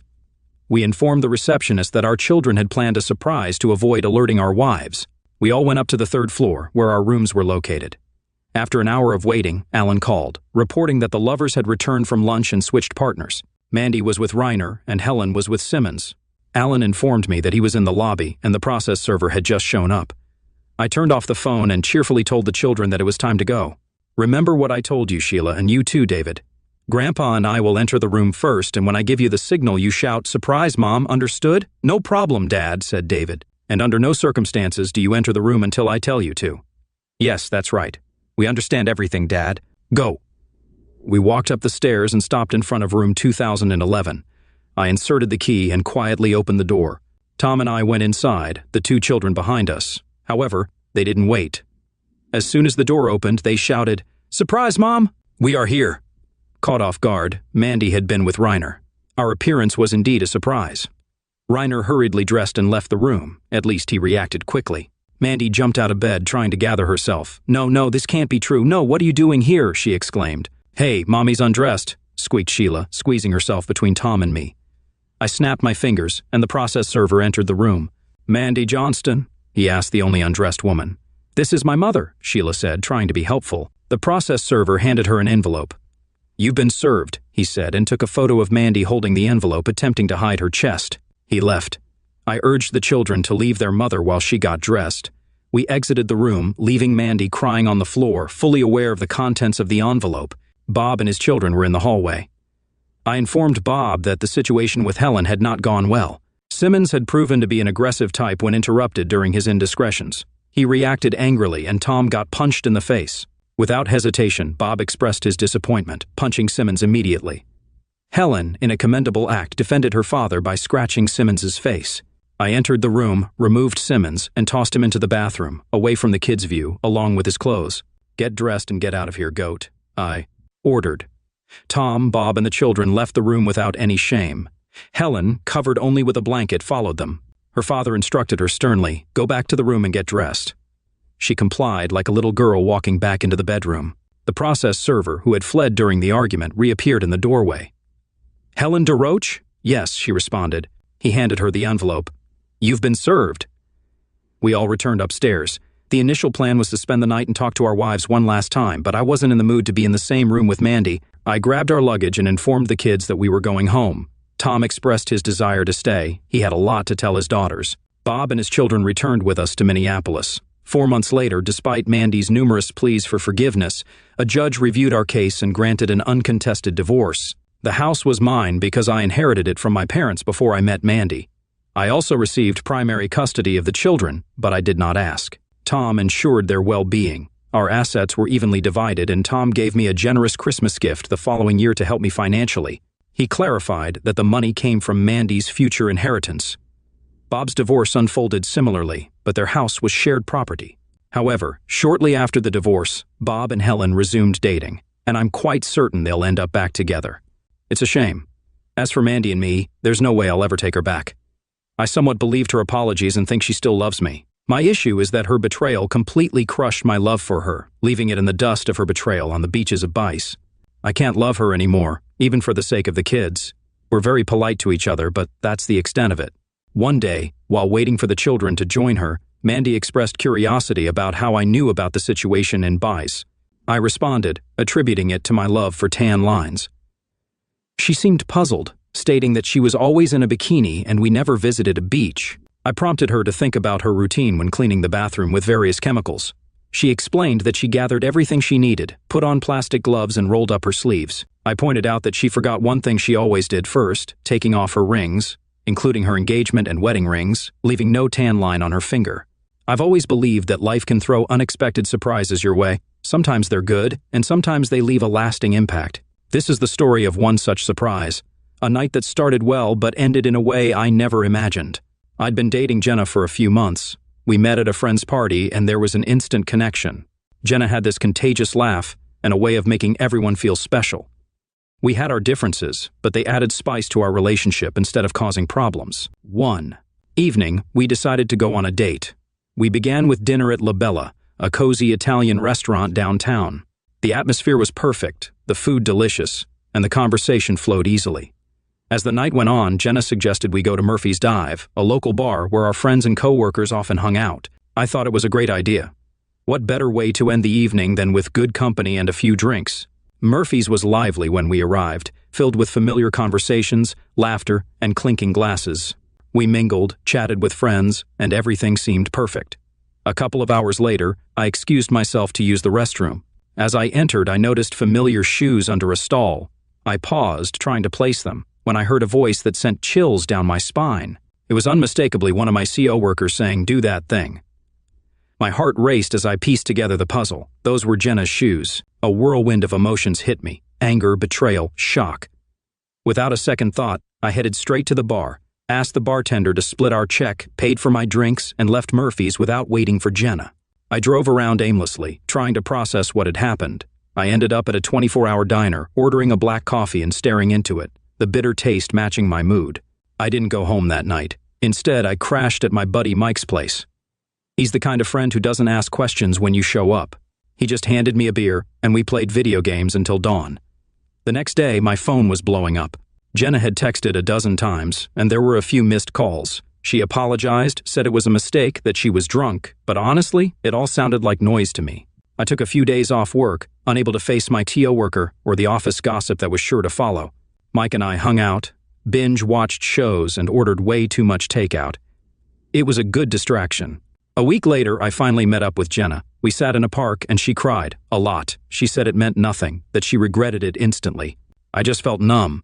I told her I needed space to think. Part of me thinks maybe it was just a one-time mistake, but another part wonders if I can ever trust her again. What would you do? I messed up big time. I wrote a post on a subreddit about wanting an open relationship, and my husband found out, leading to a huge fight with hurtful words. Upset, I left home for a walk. A CO worker, the man I wanted an open relationship with, called and invited me to his house. Frustrated, I decided to go along with it. I asked him to pick me up, and we went back to his house, had drinks, and watched TV. Feeling frisky, I made a move, but it was disappointing. He ignored me, went back to the TV, and after an hour, he started straddling me. I went along with it, but the closeness was terrible. He refused to go down on me, citing a sore tongue from eating Pringles. So we went straight to bed, which was awkward. He forgot to pull out. Afterward, he went back to watching TV, and I went home. Reflecting on the walk back, I realized I just wanted excitement to escape the routine. The reality of closeness outside my marriage didn't live up to expectations. My husband, with his experience, is far better. I was harsh in my last post, criticizing his size, but thinking it over, he's around 7 inches. Not that small. I let a fantasy take over. When I got home, my husband was in the kitchen, unresponsive. He cooked pasta, didn't share, and went to sleep in the living room after tossing a towel at me. I fell asleep after finding a rug. I tried talking to him on the couch, but he ignored me. I woke up early due to the cold since the heater in my room was off. This gave me more time to think, and I realized I messed up and needed to be a better wife. I attempted to talk to my husband all day, but he remained unresponsive. When I made a move on him, he rejected me and left the room, something he had never done before. Even when tired, he'd at least go down on me, but today he seemed disinterested in everything. I hadn't noticed him eating or drinking anything all day. He just looked tired. When I tried sitting him down to talk, he got up and left the house. Calling him went to voicemail, so I texted him, expressing my love and the need to talk for the sake of our marriage. He replied that he no longer wants a conversation or a marriage with me. He's planning to stay elsewhere until the new year. Upon his return, he expects me to be gone. He claimed ownership of the house, contacted a lawyer, and wants communication through her, not using his old number. I found out he's staying at my sister's house, and I'm worried she might make a move, as she's attractive and single. I texted her, but she said she loves me but won't support me after what I did, suggesting we shouldn't talk for a while. I feel betrayed. I love my sister but hate her for what she's doing. I hope my husband doesn't let her have her way. It's been a long day, and I don't know what to feel or do. I just want things to be normal again. Sorry for the essay, I needed to vent. I messed up, but I never thought it would get this bad. My wife cheated, and the consequences were devastating, a journey through betrayal and tragedy. The dull thud of dirt hitting the coffin echoed on the gloomy day. I stood there, observing as the minister uttered consoling words for those mourning. My daughter clutched my hand, her husband standing just behind us, offering support with his hand on my shoulder. Beside me stood my son and his girlfriend. At 49 years old, I never expected to be standing graveside, burying my wife. I always believed, deep down, I would be the first to go. I thought that due to my work and the way I had lived my life, I would surely die before my wife, and that when I did, I'd be an old man. Now I felt old ancient. After the funeral, there was the reception. Everyone coming up to me, telling me how sorry they were, how great she was, how wonderful we were, how young she was, everything but what I needed to hear. We've been married over 20 years, 2 kids, both now off on their own. The youngest, Arno, my daughter, is married and about to have my first grandchild. The oldest, my son, is working in New York City in the financial district. Both are doing well. With all the people at our house, he guess it's my house now. See, I'm having a hard time adjusting to this being single. Everything for the last 20 years has been ours, not mine. Anyway, about 40 people were around, talking and offering their support. I just wanted to be alone. At the moment, feeling quite fed up, I finally slipped out into the backyard and worked my way out the back gate, intending to take a short walk. As I closed the gate, someone drove up the alley and parked their car right next to where I was standing. How was I holding up? It was Marie, my wife's younger sister, the one person in the world I didn't want to see at the moment. It was partially Marie's fault that my loving wife was no longer here. If Marie had kept her interest to herself, Brenda would still be with me.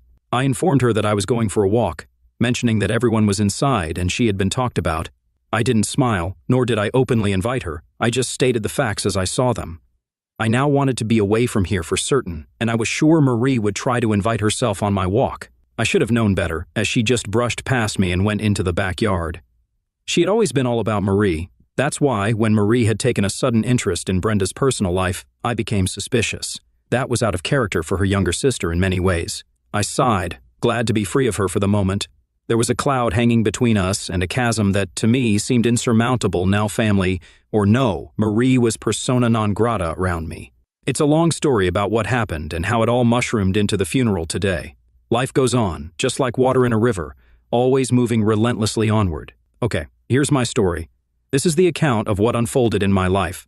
Brenda and I crossed paths after college at her workplace and insurance company where I went to renew my house and car policies, and she happened to be my assigned agent. Following our initial meeting, I found myself finding reasons to return, eventually summoning the courage to ask her out. After a few months of dating, we realized our deep love for each other and decided to get married. We had 2 children, and our marriage was full and wonderful up until 2 years ago. I never doubted my decision to marry Brenda. We were like 2 peas in a pod, incredibly compatible. Then, Marie became intrigued by Brenda's life. I believe her intentions were well-meaning, thinking Brenda needed to expand and grow as a person, striving to be better and more loving. You could see in Marie that she had been trying hard to assist Brenda with what she perceived as shortcomings. It all began with Wednesday night outings, expanding to include Fridays. As Vince noted, after a while, Marie started spending more time with Brenda than I did, taking advantage of Brenda's time when I would normally be at home. It soon became all about Marie. When it became a daily routine, I began to withdraw from Brenda.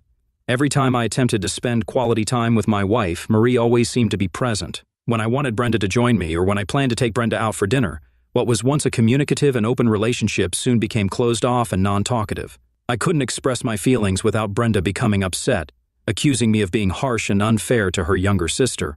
If all I was going to do was upset my wife by attempting to be with her, then why bother? A few months after the growing girls' night out became a significant part of our lives, I could see that my marriage was in serious trouble. Yet I couldn't talk to my wife about it without her becoming upset and defensive. So I did the worst thing I could have done. I gave up. I spent my time pursuing my interests, and Brenda began doing her own thing. On our rare nights at home together, we felt like 2 strangers living in the same house. Then, one night or rather, early morning it all started. The night before, everything went awry. I was at home, working in the garage on a project on a Friday night, while Brenda and Marie were out on their usual Friday night outing. They left the house around 6:30, and I found myself preparing my own dinner, increasingly eating in the garage. So I got dinner ready, took it out there, and listened to my boombox as I worked and ate. I worked until 11 and then went inside. I half expected Brenda to be in bed already, but I was somewhat surprised to find she wasn't even home yet. I noticed the light flashing on the phone, indicating a waiting message. The message mentioned that she was staying at Marie's for the night, due to being out for a while and not being in a condition to drive home. The message also conveyed the intention to see me in the morning. I thought to myself, why bother? I never see you anymore anyway, just move in with your sister and be happy. Yeah, I'll confess, I was angry and envious. I felt a void when Marie developed a particular interest in her sister, and now I couldn't figure out how to reclaim my wife. I longed to be with Brenda, missing our conversations, laughter, and the gentle banter of a couple who knew each other intimately. Recently, it seemed I also missed the playful moments we once shared. After replaying and deleting the voicemail, I overheard men's voices in the background at Marie's house with my wife, and it sounded like a party. When I called, after 9 rings, a man answered and mentioned it was my money, advising me not to waste it. I requested to speak to Brenda, but the man described her as being occupied and suggested calling back around noon the next day. He identified himself as her husband. Despite my insistence to speak to her, he abruptly hung up on me with a dismissive remark. Furious, I redialed multiple times over the next half hour, but nobody picked up. After trying 3 times and growing angrier, I finally had enough, snatching my car keys. I left the house and drove to Marie's, finding nobody home. Then I recalled I had dialed Brenda's cell phone. I had no idea where she was or who she was with. I didn't know if she was there willingly or if she had been abducted. I knew nothing. I drove home, angrier than ever angry and scared. I went in and poured myself a drink. At some point, I concluded that Brenda was doing this willingly, and the police wouldn't intervene for 24 hours. I even considered that Brenda had invited the men. My mind played tricks on me, worsened by drinks.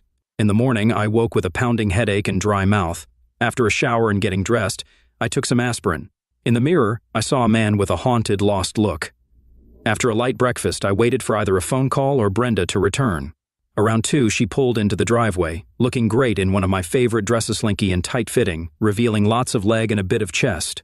Brenda had only worn it on special occasions with me, and even then only if she intended for a late night.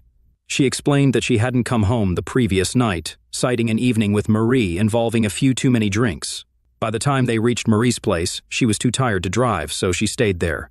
Brenda mentioned crashing at her sister's place, sleeping until a little while ago, taking a quick shower, and now being back. Observing my demeanor, she inquired about my apparent upset, asking what was wrong.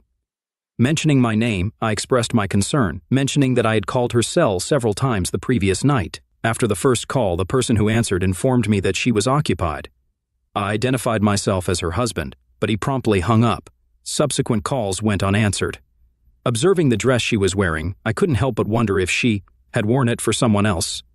Additionally, I questioned where she had worn it, as when I went to Mary's, neither of them was there, and her place was dark. Brenda took a seat, but unfortunately, she missed the chair as I spoke. She turned, reacting to the news that I had called, and a man had answered her cell phone, turning white in the face. It seemed she miscalculated the distance to the easy chair, landing about a foot or so away. Despite being on the floor, she remained motionless, hands on her face and tears streaming. Unable to bear the situation, I perceived her shame, and it was evident she had done something regrettable. Frustrated, I rose and stormed out to the garage. I locked the door, cranking up the stereo as loud as I could stand it. In those couple of hours, I accomplished little beyond venting my frustration by crushing things around and cursing at Marie, Brenda, and the person who answered the phone the previous night. As I cooled off and silenced the stereo, I pondered the unraveling of my marriage, attributing it all to Marie. In my perspective, happiness and love between Brenda and me had thrived before Marie, but she had driven us apart. Now it seemed Brenda sought happiness or satisfaction elsewhere, possibly from another man or worse, multiple men. During my time in the workshop, the realization sank in that I likely lost Brenda for good, heading towards a divorce. Returning to the house, I found myself alone, assuming Brenda sought solace at Mary's. In our bedroom, I was shocked to see Brenda's dresser drawers open and empty. Scanning the closet, I noticed only a few sporadic items hardly worn anymore. She had left me. Given it was a Sabbath, online banking was my only option. I went online, strategizing how to rearrange finances to safeguard myself if Brenda opted for a permanent departure. I was determined not to suffer financially after years of diligently building a substantial savings in the bank account. Subsequently, I reached out to a friend who had experienced divorce, scheduling a meeting to discuss Brenda and me. I also informed our kids about the strange situation between their mom and me, clarifying that she might have moved out. When my daughter inquired about her whereabouts, I honestly admitted I didn't know. Update: a week passed, during which I immersed myself in work, attempting to divert my focus from the disarray of my deteriorating home life. Each night, I resorted to drinking and sleeping, rising just in time for a quick shower before returning to work. This marked 1 week since I had last seen my wife. I met up with my friend, and our conversation didn't yield much advice beyond what I already had a sense of. The primary suggestion was to safeguard my assets first, then address Brenda's intentions and actions. Throughout the entire week, Brenda remained silent, with no phone calls or visits to my workplace. Until Saturday night, I became convinced she had abandoned our relationship long before now, likely involved with another man. That night, I decided to call Marie's house. Marie was surprised to learn that Brenda wasn't home with me, assuming she was still upset and staying close to home. I informed her that she hadn't seen Brenda at all, expressing that it wasn't right. I suggested that what happened between us was because of her. Marie contested, stating that it was awfully harsh and that I didn't mean that. I affirmed, expressing that I did mean it. We were fine until Marie started taking Brenda out every Wednesday, Friday, and Sunday night. I conveyed that her girls' nights out had ruined us, and I hoped she achieved whatever it was she was aiming for. I mentioned that Brenda was gone, and I was sure we were about to get divorced. If she wasn't with Marie, she must be with that person who answered her phone last Friday night.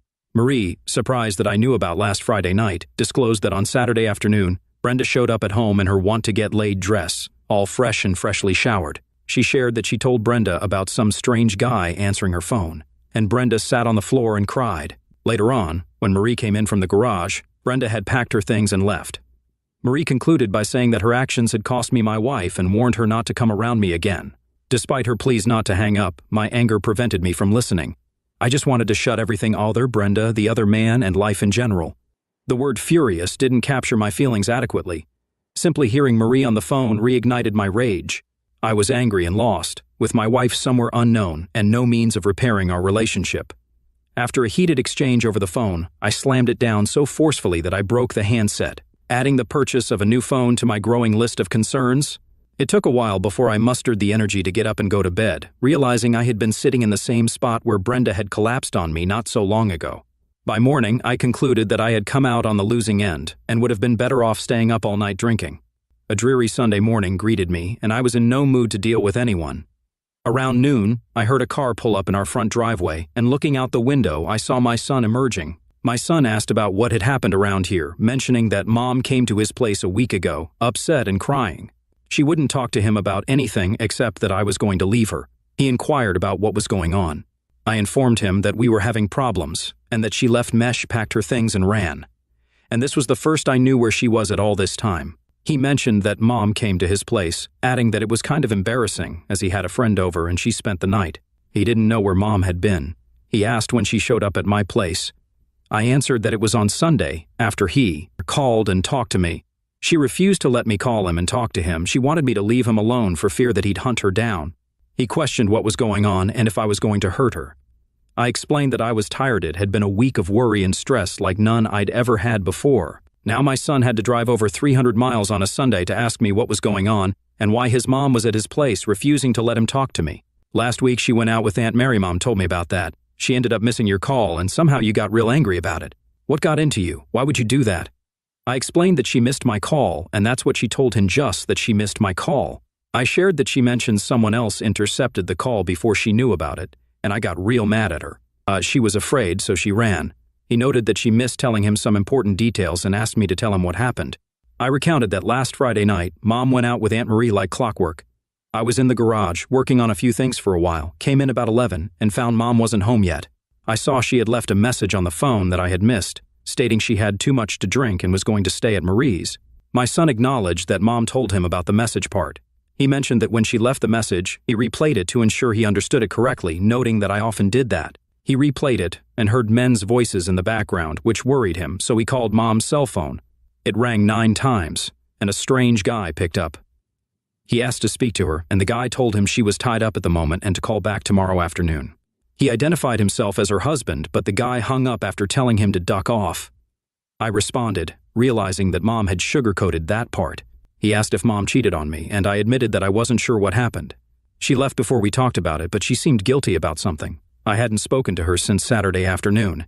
He suggested that we needed to talk to each other, proposing that we come over to his place to discuss things. He assured us that he and his new girlfriend would be there to support us. I agreed to talk, and he emphasized that we should come as we are without weapons. He recognized my anger, but urged us to work things out and not let this situation fester. He offered to follow me home, and I considered riding with him in case things didn't work out at his place. He assured me that he would make sure I got home okay. During the drive to my son's place, I realized that I still had some love for Brenda, even if she had cheated on me. I think that right at that moment I was willing to try to work things out with her. When we got to Mark's place, he parked, and we went inside. His girlfriend was sitting with Brenda, and when I walked in, they both got up, looking nervous. She greeted me, asking how I had been. I felt the anger boiling inside me.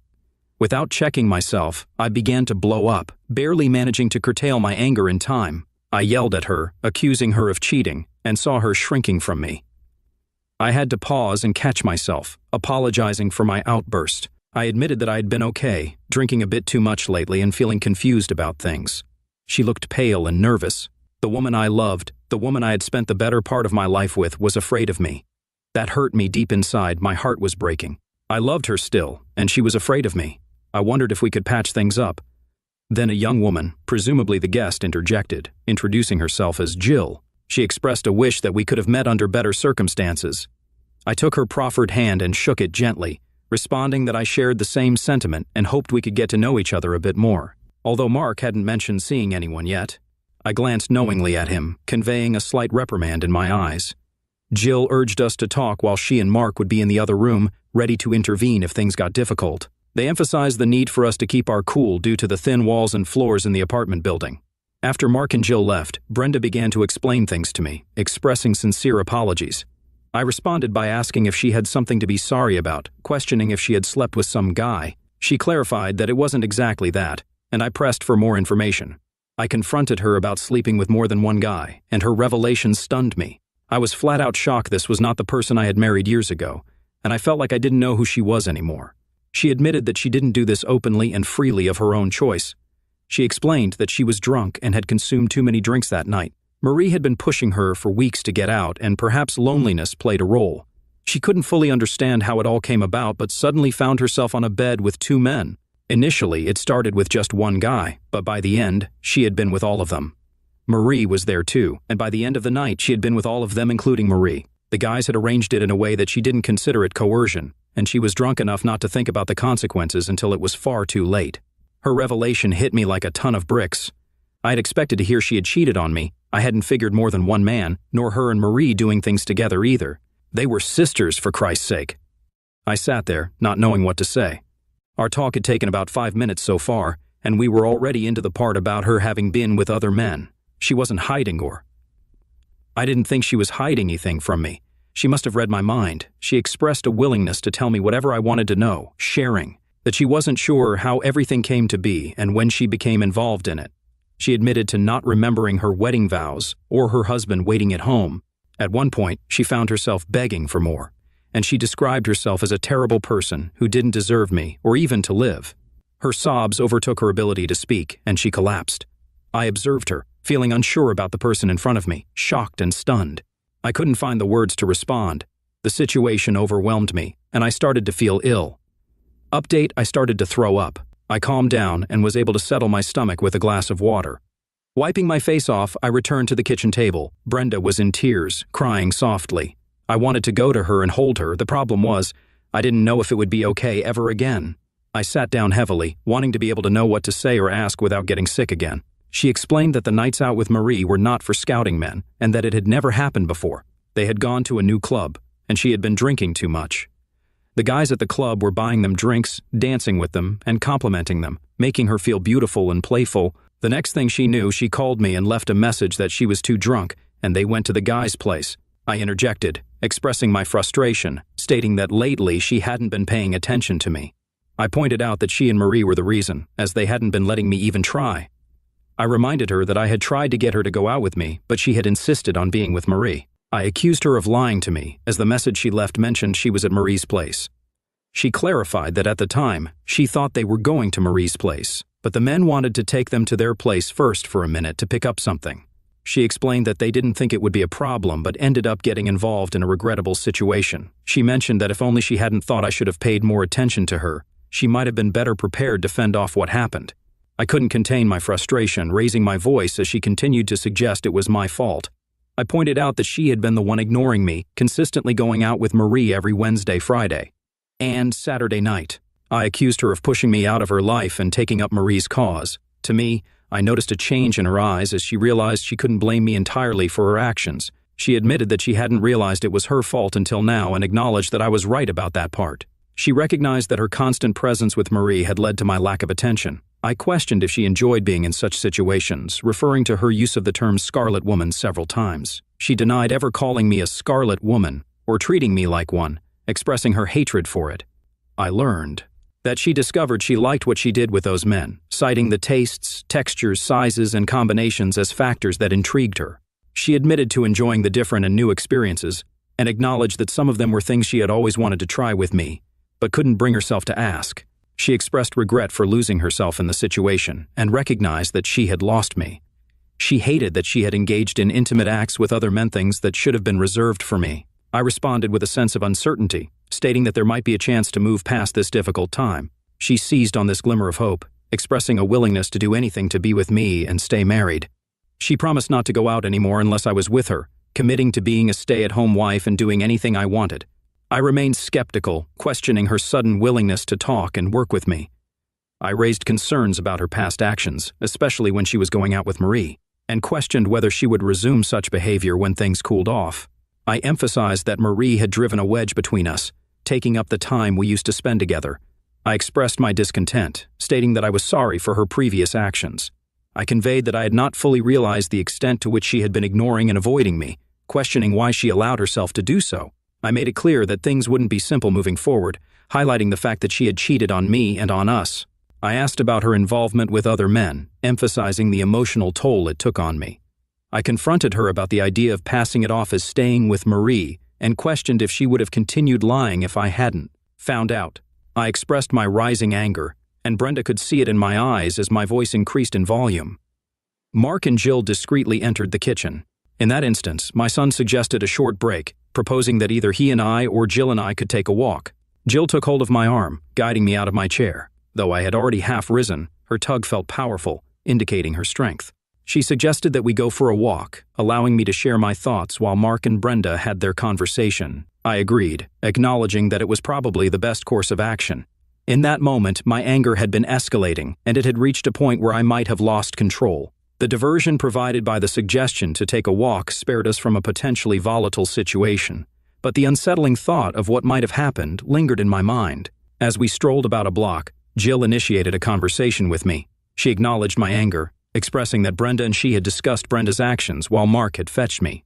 Jill conveyed that Brenda was genuinely remorseful and sorry for jeopardizing her marriage, plagued by guilt over the entire situation. I listened to her, absorbing the information. Eventually, I responded, emphasizing Brenda's significant mistakes. I articulated my frustration, highlighting how Brenda's sister Marie had taken up much of her time that she had previously spent with me. The revelation of their involvement in a drunken encounter fueled my resentment, and I expressed a deep sense of hatred at that moment, unsure whether I would ever overcome it. Jill shared a personal anecdote about her parents, revealing that they had faced a similar situation a few years ago when her mom went out with friends and ended up getting involved with someone. Her initial concern for her dad's reaction shifted to relief when they managed to work things out, although she clarified that it didn't necessarily mean they stayed married. Acknowledging the complexity of Brenda's actions, Jill emphasized that Brenda's mistake was significant and had occurred on multiple levels. Despite this, Jill believed that Brenda still loved me. She reassured me that, despite appearances, Brenda hadn't cast me aside. According to Jill, Brenda had made a grave error, finding herself in a situation that spiraled out of control too quickly. Jill attributed such situations to the influence of drinks and medications, leading to lowered inhibitions, peer pressure, and unintended consequences. Walking and talking with Jill, I expressed my perspective on the situation, mentioning that Brenda had strayed while I remained faithful. I also pointed out the impact of Brenda's sister Marie frequently coming over and taking her away from me. As we continued our conversation, I noticed my anger subsiding, thanks in part to Jill's soft and soothing way of talking. Reflecting on the uncertain future of my relationship with Brenda, I admitted to feeling messed up inside. Despite attempting to sound cheerful, I couldn't shake the emotional turmoil.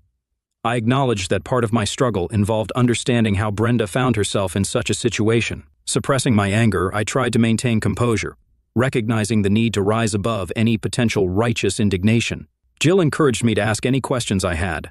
Though I attempted to lift my mood, the emotional toll persisted. Jill inquired about the state of our relationship before Marie's frequent visits. I shared that, despite the natural fading of the initial magic in our 20-year marriage, I believed things were fine, perhaps even better than many couples with the time we spent together.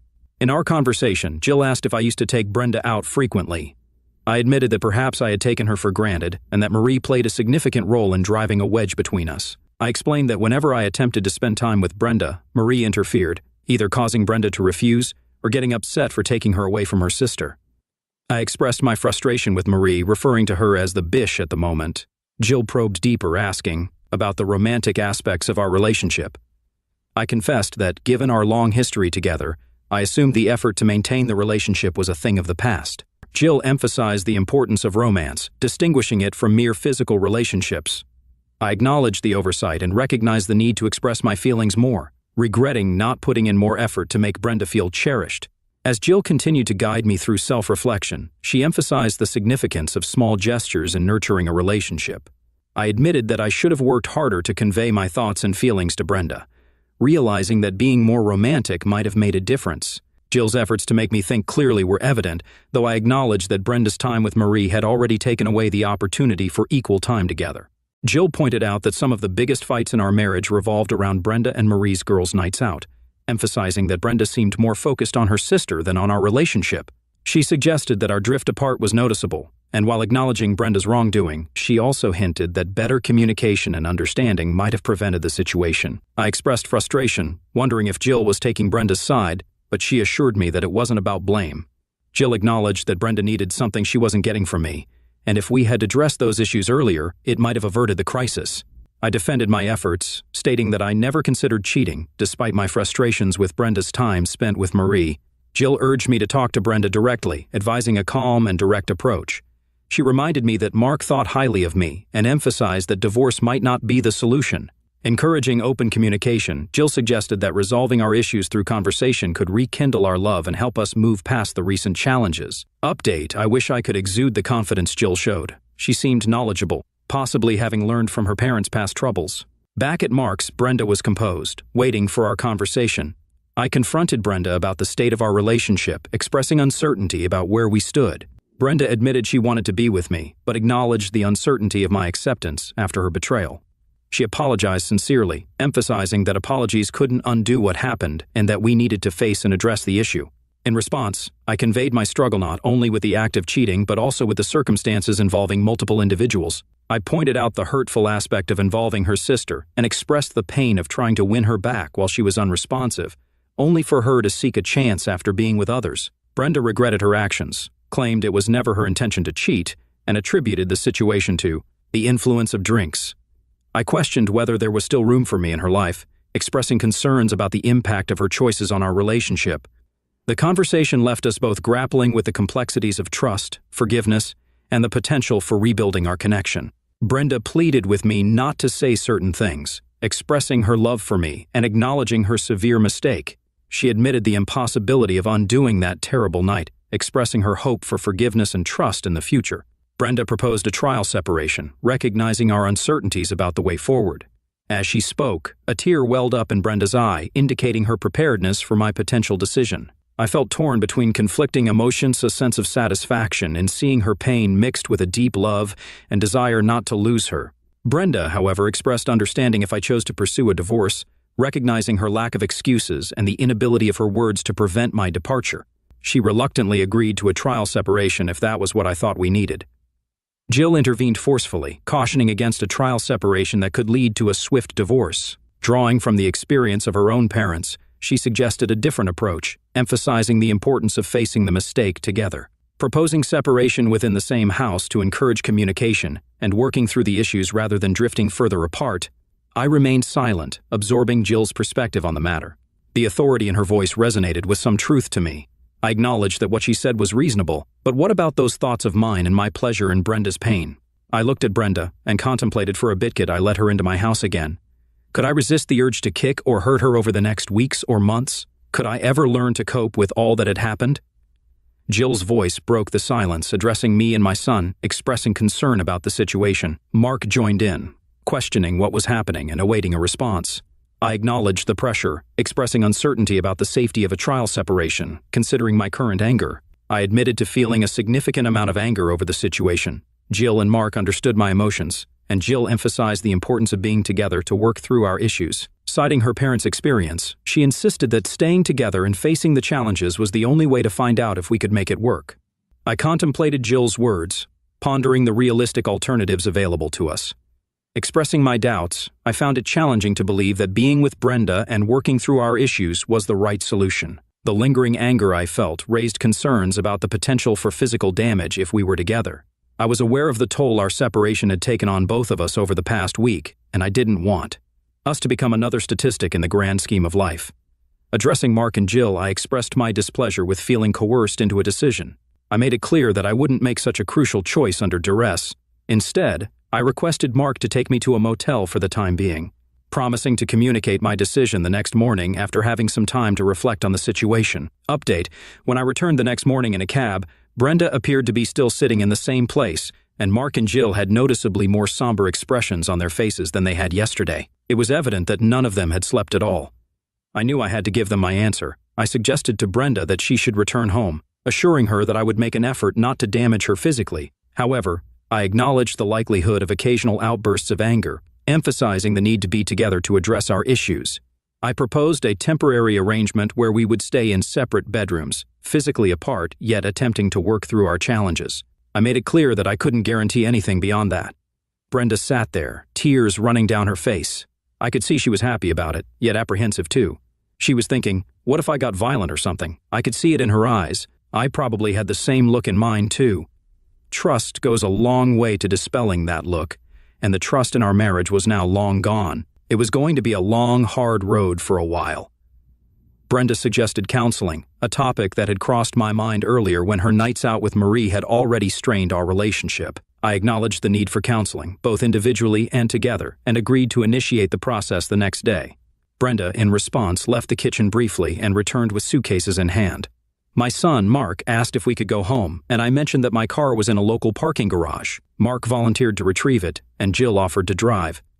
In the midst of this, Mark dropped a surprising bombshell. He had proposed to Jill last Saturday night, and she had accepted. I expressed my acceptance of Jill into the family and wished them happiness together, regardless of what happened between Brenda and me. We left together. It was a quiet, intense trip home, though each of us was in deep thought. That whole next week went the same way, tension kept building and building. Our first appointment together with the counselor was the following week, and I wasn't sure we'd make it. We did, but just barely. We made that first appointment and the following ones, until one day the counselor cut us loose on our own. We had spent the last 8 months going once a week together. Separate individual visits were interspersed between those. We worked it out, and while it was not easy, we managed to get around the whole nightmare in the end. One day, Brenda came home from the doctor, appearing troubled. I sensed that something serious was amiss, but she hesitated to disclose the news. Eventually, she took a solitary walk, and when she got back, she informed me in the living room, "Jeff, I have some bad news about me." I asked what, knowing that she'd never cheat on me again. I also understood that she'd been bothered by something for quite some time now. Brenda had always been one that didn't like to talk about her issues with anyone, even doctors. She broke down, crying, expressing, "I am sick, Jeff. Real sick. They said that I have cancer." I learned that it started in her ovaries and had spread, and unfortunately they didn't catch it in time. As she left the statement unfinished, she conveyed, "They don't think." I was numb for the second time in my life. I questioned what she meant. Brenda reassured me that we would fight, that this cancer could be beaten, there were treatments, and we would win this battle together. I shared my thoughts with her, mentioning that each thing I said seemed to bring more tears from Brenda. As time passed, I began to wonder if she was going to fight at all. She conveyed, "It's beyond fixing, Jeff." This appointment today was with a specialist that my doctor wanted me to see. He ran a few tests and made me wait for the results. He was about to cry when he told me the news. Brenda revealed that the cancer had spread to her lymph glands and liver, along with other parts of her body. There was concern it might have reached her head, and the mention of the MRI was distressing. Tearfully, she expressed, "Oh God, I don't want to die, Jeff. I don't. I love you." Regretfully, she admitted, "I wasted all that time with Marie and caused our troubles when I should have gone in to see the doctor way back then. It's my fault. I ignored some of the symptoms. It spread. I wanted to be there for Marie since I thought she needed me. It's too late now. I only have a few months. I am so sorry, Jeff." I expressed, "Brenda, I'm the one that's sorry. What can I do for you? What can we do?" She replied, "Just hold me, Jeff. Love me and hold me. That's all anyone can do for me now." I followed her request, holding her close. Forgotten were those days of anger and pain. We now face new challenges, anger and pain brought by the dreaded cancer. Despite the time we were apart and Brenda had fallen, we had generally been a happy couple. I made an effort to maintain a positive and happy attitude around Bren throughout the time she wasted away. At some point, we believed that some of the treatments might have been helping her, but later we discovered that was not the case. She outlasted the doctor's original estimate by a few months. Fortunately, she had her children and me by her side when she passed away. This is why I have issues with Marie. I question if I am being unfair, if I should forgive and forget. However, I find it difficult because Marie led my wife into a net of pain and suffering, causing us to lose precious time together, almost tearing us apart. Nearly a whole year was destroyed, a year that could have been spent loving each other, not struggling to overcome Brenda's one-night mistake. Additionally, there's the lingering question of whether that cancer could have been detected earlier. I don't know. I'll always wonder, though.